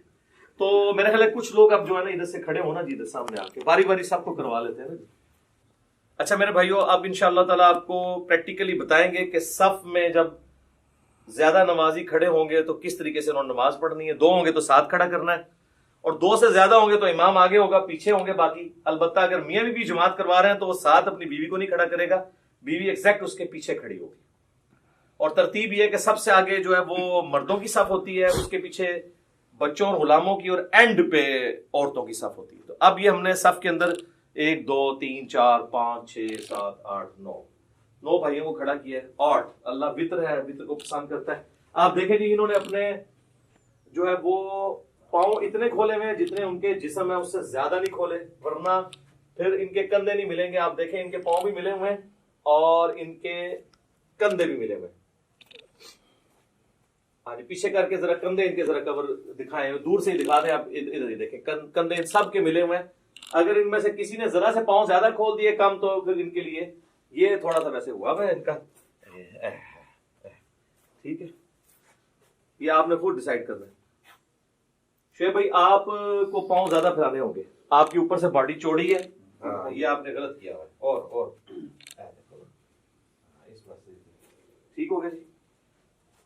پاؤں کے پنجے قبلہ رخ ہیں، ایڑیاں سیدھ میں ہیں، اور یہ صحیح بخاری میں موجود ہے کہ صحابہ کرام کہتے ہیں کہ جب ہم صف سیدھی کرتے تو پاؤں سے پاؤں یلزقو کے الفاظ ہیں، مل جایا کرتے تھے. ایڑیاں ملیں گی، پنجے آگے پیچھے ہو سکتے ہیں. آپ دیکھ رہے ہیں کہ کسی کا پاؤں چھوٹا ہے تو اس کا پنجہ پیچھے ہے، ان کا پاؤں بڑا ہے پنجہ آگے، لیکن ایڑی سب کی سیدھ میں، ایڑی کو سیدھ میں رکھ کے سب سیدھی کرنی ہے، پنجے کو نہیں. اور ملنے پہ جب باری آئے گی تو صرف پنجے ہی ملے گا، ایڑی تو نہیں مل پائے گی. ایڑی کو ملانے کی کوشش کریں گے تو بعض لوگ ایسے کر لیتے ہیں، وہ ٹیڑے ہو جاتے ہیں پاؤں، وہ بالکل غلط ہے، قبلے سے تو نہیں ہٹنا. ٹھیک ہے جی، یہ آپ نے مٹھی نہیں بنانی، نارمل رکھنا. ہاں ایسے نارمل. اب آپ سارے آئیں جی اس پوزیشن میں کہ آپ رفع الیدین کرنے لگے، اپنے ہاتھوں کو اس طرح بلند کریں جس طرح میں نے بتایا تھا. ہاں جی، ابھی دیکھیں جی کتنے لوگوں کی غلطیاں نکلیں گی جی کہ ان کے ہاتھ کہاں پہ. یہ دیکھیں نا، یہ آپ کا ہاتھ یوں ہوگا نا تو تب یہ دونوں ہاتھ برابر ہوں گے. جس نے پریکٹس نہیں کی ہوئی نا، ادھر بیٹھ کے یہ دیکھیں، یہ میرے سے بھی ہو جاتا تھا، یہ آپ کا ہاتھ اوپر ہے، اب آپ کا ہاتھ برابر ہے. ٹھیک ہے، ٹھیک ہے جی. اور ہاتھوں کو نارمل رکھنا ہے، اینڈ کرو. اس کا بڑا آسان طریقہ پتہ کیا ہے؟ یہ دیکھیں جی، آپ نے پریکٹس کرنی ہے نا تو آپ یوں ہاتھ رکھیں اور اس کے بعد ہاتھ کو یہ پیچھے لے کے، تو پھر آپ سیدھا یعنی دیوار کے ساتھ پریکٹس کریں گے تو آپ کی پریکٹس بنے گی. ٹھیک ہوگا جی، ٹھیک ہوگا. اللہ اکبر. اب ہاتھ باندھ لیں. ہم وضع الیدین والی پہلے مثال سامنے رکھتے ہیں، اور ہاتھ جو ہیں وہ ٹھیک ہے. ویسے بعض لوگوں کی انگلیاں یہاں سے لٹکی ہوئی ہیں، بعض کی نہیں ہے. ٹھیک ہے، اس میں کوئی نہیں، جہاں آپ کو آسانی ہے وہ آپ کریں، کوئی مسئلہ نہیں ہے، یہ کوئی اتنا مسئلہ نہیں ہے. اور یہ آپ کا کیسے ہو گیا جی؟ ایسے اس کو اگر آپ یوں کر لیں تھوڑا سا تو آپ کو آسانی ہوگی. یہ ٹھیک ہوگا جی، بالکل ٹھیک ہے، جہاں آپ کو آسانی ہو. زبردست، ماشاء اللہ تعالیٰ. اور اگر آپ دوبارہ سے آپ تکبیر کیا کہ ارسال الیدین کریں تو کیسے کریں گے؟ آپ اللہ اکبر کہیں، اللہ اکبر. ارسال الیدین کریں گے تو نارمل ہاتھ یوں چھوڑیں گے آپ، جہاں پہ آپ کو آسانی سے جہاں پہ چھوڑتے ہیں. اگر آپ نے یوں کر کے نماز پڑھا نہیں ہے. ٹھیک ہے جزاک اللہ. اچھا، یہ آگے کیوں ہے آپ کے ہاتھ سائڈ پہ کیوں نہیں ہے؟ ایک دوسرے کے ہے، دیکھو نا. چلے جہاں پہ آسانی سے آ گئے. ٹھیک ہے جی. اب آپ نے اللہ اکبر کہہ کے رکوع میں جانا ہے، رفع الیدین کریں اور رکوع میں جائیں سارے. اللہ اکبر. ہاں جی، اب رکوع میں پتہ چلے گا جی کس کس کا ٹھیک ہے. ماشاء اللہ جی، ساروں پہ ٹھیک ہے، زبردست. ادھر سے شروع کریں تو پتہ چل جائے گا. یہ آپ شیشے میں پریکٹس کی ہوگی تو ٹھیک ہوگا. تھوڑا سا پیٹ جو ہے نا یہ ایسے بس ٹھیک ہے، آلموسٹ ٹھیک ہے. اور انگلیاں پھیلی ہوئی، گھٹنے کو مضبوطی سے پکڑنا ہے. اور نہ میر صاحب یہ آپ یہ سیدھی کریں، ایسے کونی بالکل سیدھی ہونی چاہیے، تو تب یہ آپ کی گردن سے آئی، یہ آپ بالکل ٹھیک ہو گیا. یہ بالکل تنی بھی ہو کمان کی طرح، جس طرح ابو داؤد میں آتا ہے کہ کبا کی ڈوری جس طرح تنی آتی تھی، بالکل سیدھی. ٹھیک ہے جی. آپ کو یہ پرابلم ہے جی اس طرح کرنے میں، گھٹنے کو پکڑنے میں ایسے ایسے، یہ ایسے کر کے پکڑیں گے، یوں کر کے. ٹھیک ہے جی. سمیع اللہ لمن حمدہ. ٹھیک ہے، اللہم ربنا ولک الحمد. ٹھیک ہو گیا. اور اس کے بعد اب آپ اللہ اکبر کہتے ہوئے، میں نے اللہ اکبر کہنا تو آپ نے سجدے کی طرف جانا ہے پہلے ہاتھ لگاتے ہوئے. جی اللہ اکبر. ٹھیک ہو گئی. اچھا، ابو داؤد میں ایک حدیث ہے کہ نبی علیہ السلام کی جو ہاتھ ہے نا، ہتھیلیاں، وہ کانوں کی سیدھ میں بھی چلی جاتی تھی. یعنی آپ اس کو کندھے سے آگے بھی لے کے جا سکتے ہیں. بعض لوگ کہتے ہیں جی ماتھے سے آگے نہیں انگلیاں جانی چاہیے، کوئی مسئلہ نہیں، جا سکتی ہیں. بس بہتر طریقہ وہی ہے جس طریقے سے آپ لوگوں نے کیا ہوا ہے. اب آپ دیکھیں، اب آپ چوڑا سجدہ نہیں کر سکتے، آپ لوگوں کے آپ کو ایک دوسرے کو اکاموڈیٹ کرنا پڑا ہے، تو نماز میں اسی طریقے سے کرنا ہے. اور پیچھے سے ایڑیاں سب کی جڑی ہوئی ہیں جی. ہاں جی، ایڑیاں بھی دیکھنی ہے اور پنجے قبلہ رخ ہونے چاہیے. ٹھیک ہے، ٹھیک ہے، جزاک اللہ، بہترین. اب میں اللہ اکبر کہوں گا تو آپ نے جلسے بیٹھنا ہے. اللہ اکبر. دایاں پاؤں کھڑا کیا اور بایاں بچھا لیا.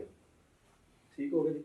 اب اس میں دیکھیں کوئی نہیں، آپ دو سجدوں کے درمیان نہیں انگلی اٹھانی، انگلی تھلے رکھو. ہاں، اینڈ رکھنا ہے نارمل. اور آپ گھٹنوں تک بھی رکھ سکتے ہیں، گھٹنوں سے آگے بھی، جہاں آپ کو آسانی، اس میں کوئی نہیں ہے. اور نارمل رکھنی ہے انگلی، نہ ایسے جوڑنی، نہ ایسے. سجدے میں بھی میں نے بتایا نہ جوڑنی، جو نارمل ہے. اچھا، اب ہم نے دوسرا سجدہ کریں اور پھر اس کے بعد آپ سب تورک بیٹھیں، کیونکہ اس طرح تو آپ بیٹھ جائیں گے، تورک بیٹھنا ہے. اب اللہ اکبر کہوں گا، دوسرا سجدہ کریں. اللہ اکبر.